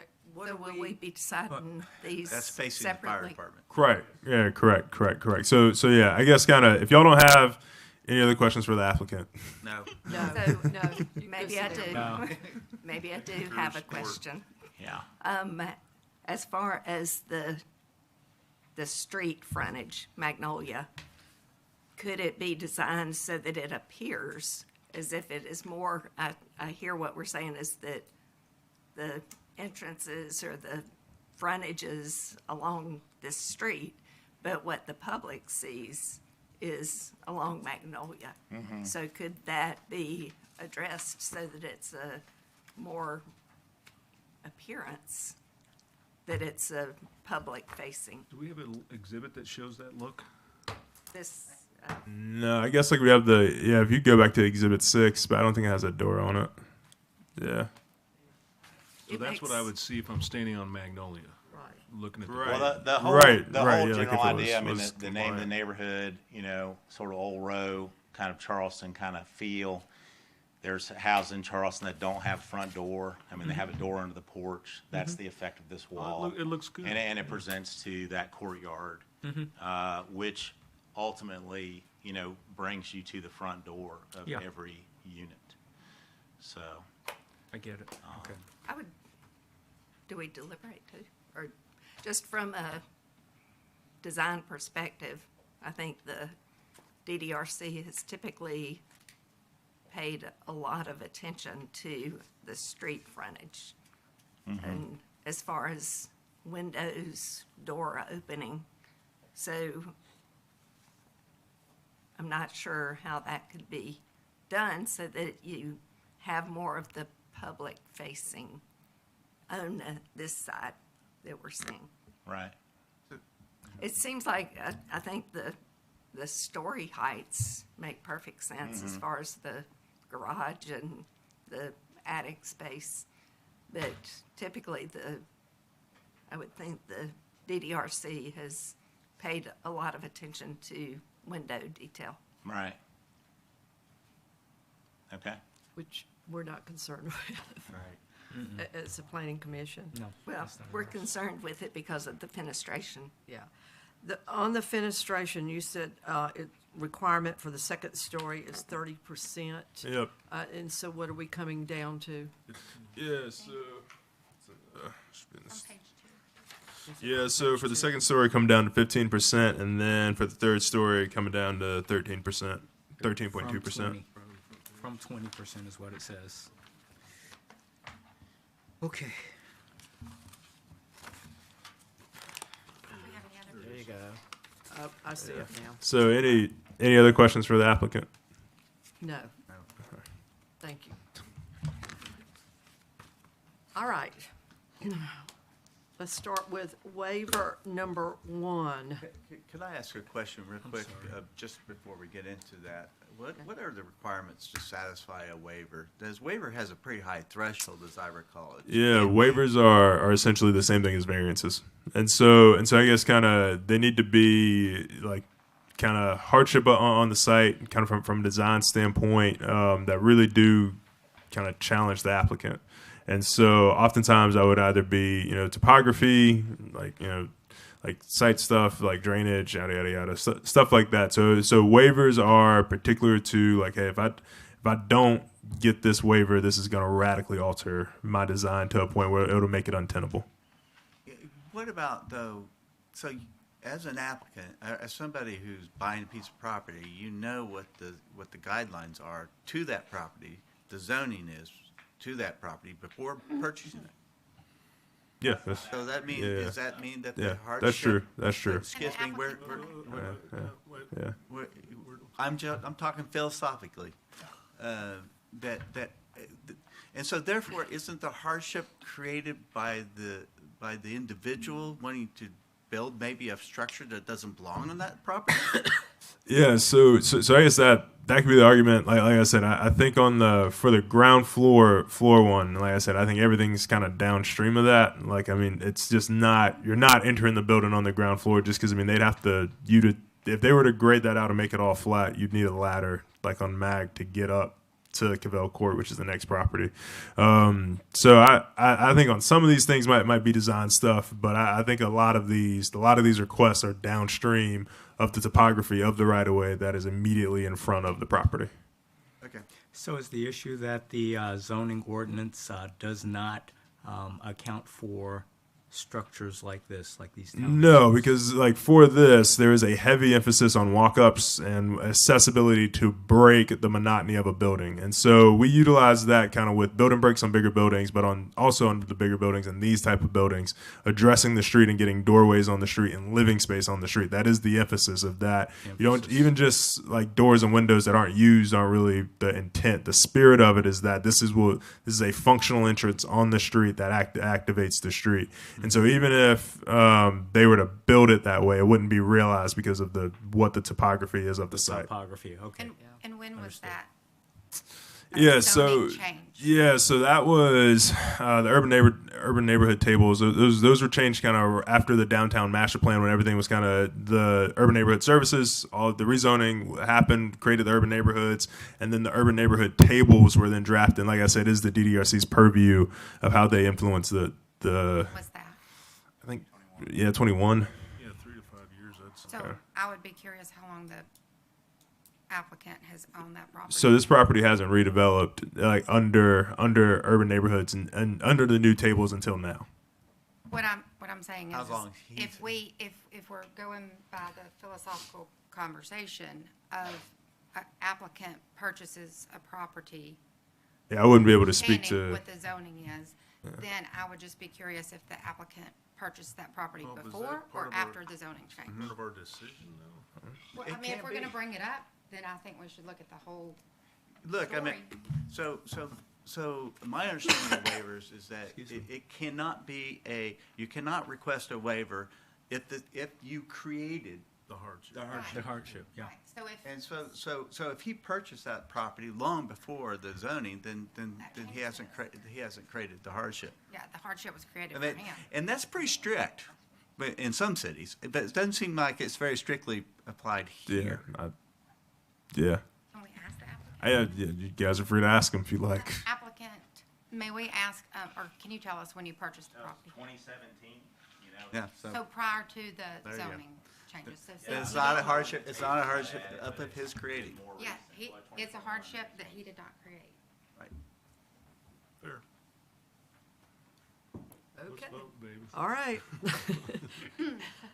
Let's start with the first waiver. I'm sorry, do we have to waive all of these? or Separate. is it just- Separately. Okay. Yeah, I would say Separate. separate. I need a motion for waiver number 1. Okay, I make a motion to waive case, for case WZ 2026-01, request number 1, for the ground story and upper story, height. Just the ground story height. Second. There's an upper story height too, 9.3. It's A All and right, B. I have a motion and a second for the 15-foot requirement for ground story height Yep. to be waived. All those in favor say aye. Aye. Any opposed? Okay. Okay. Now, number 2 waiver, 10.5 foot requirement for the upper story down to 9 foot. 3 inches, Yeah, 9. Second. or is it 4 inches? Making a waiver, I mean, a motion? Yes, yeah, I make a motion for case WZ 2026-010 for the upper story height, 4th story, from 10 feet to 9 feet, 4 inches or 3 inches. Second. I have a motion and a second. All those in favor say aye. Aye. Any opposed? Okay. The third one, the primary entrance from the public right-of-way or sidewalk required for the ground story unit. Need to waive that to not be there. I'll move to, for case 2026-010, waive the requirement to the development design standards for the entrance from the public right-of-way sidewalk required for the ground story unit. Second. I have a motion and a second. All in favor, say aye. Aye. Any opposed? No. So 8-1. Okay. It's 8-1. Then the fourth waiver, the 30% fenestration requirement for the second story. Make a motion for WZ 2026-010 for the fenestration to be, on the second story, to be moved from 30% to 15%. Second. I have a motion and a second. All those in favor say aye. Aye. All those opposed? No. Okay. 8-1. And, Case, yes, the last one, number 5. okay. Case, make a motion for case WZ 2026-010 for the third story fenestration to be moved from waived for the 20%. Okay. To 13.2%. To 13.2%. Second. I have a motion and a second. All those in favor? Aye. Aye. Any opposed? Yes. Yes, I'm opposed. Okay. 8-1. All right. All right. Any other business, sir? Nah. Just say no. All right. I have no communications. Staff, Motion. anything? Motion to adjourn. Second. I have a motion to adjourn. All those in favor? Aye. Aye. Yeah. Any opposed? Any opposed?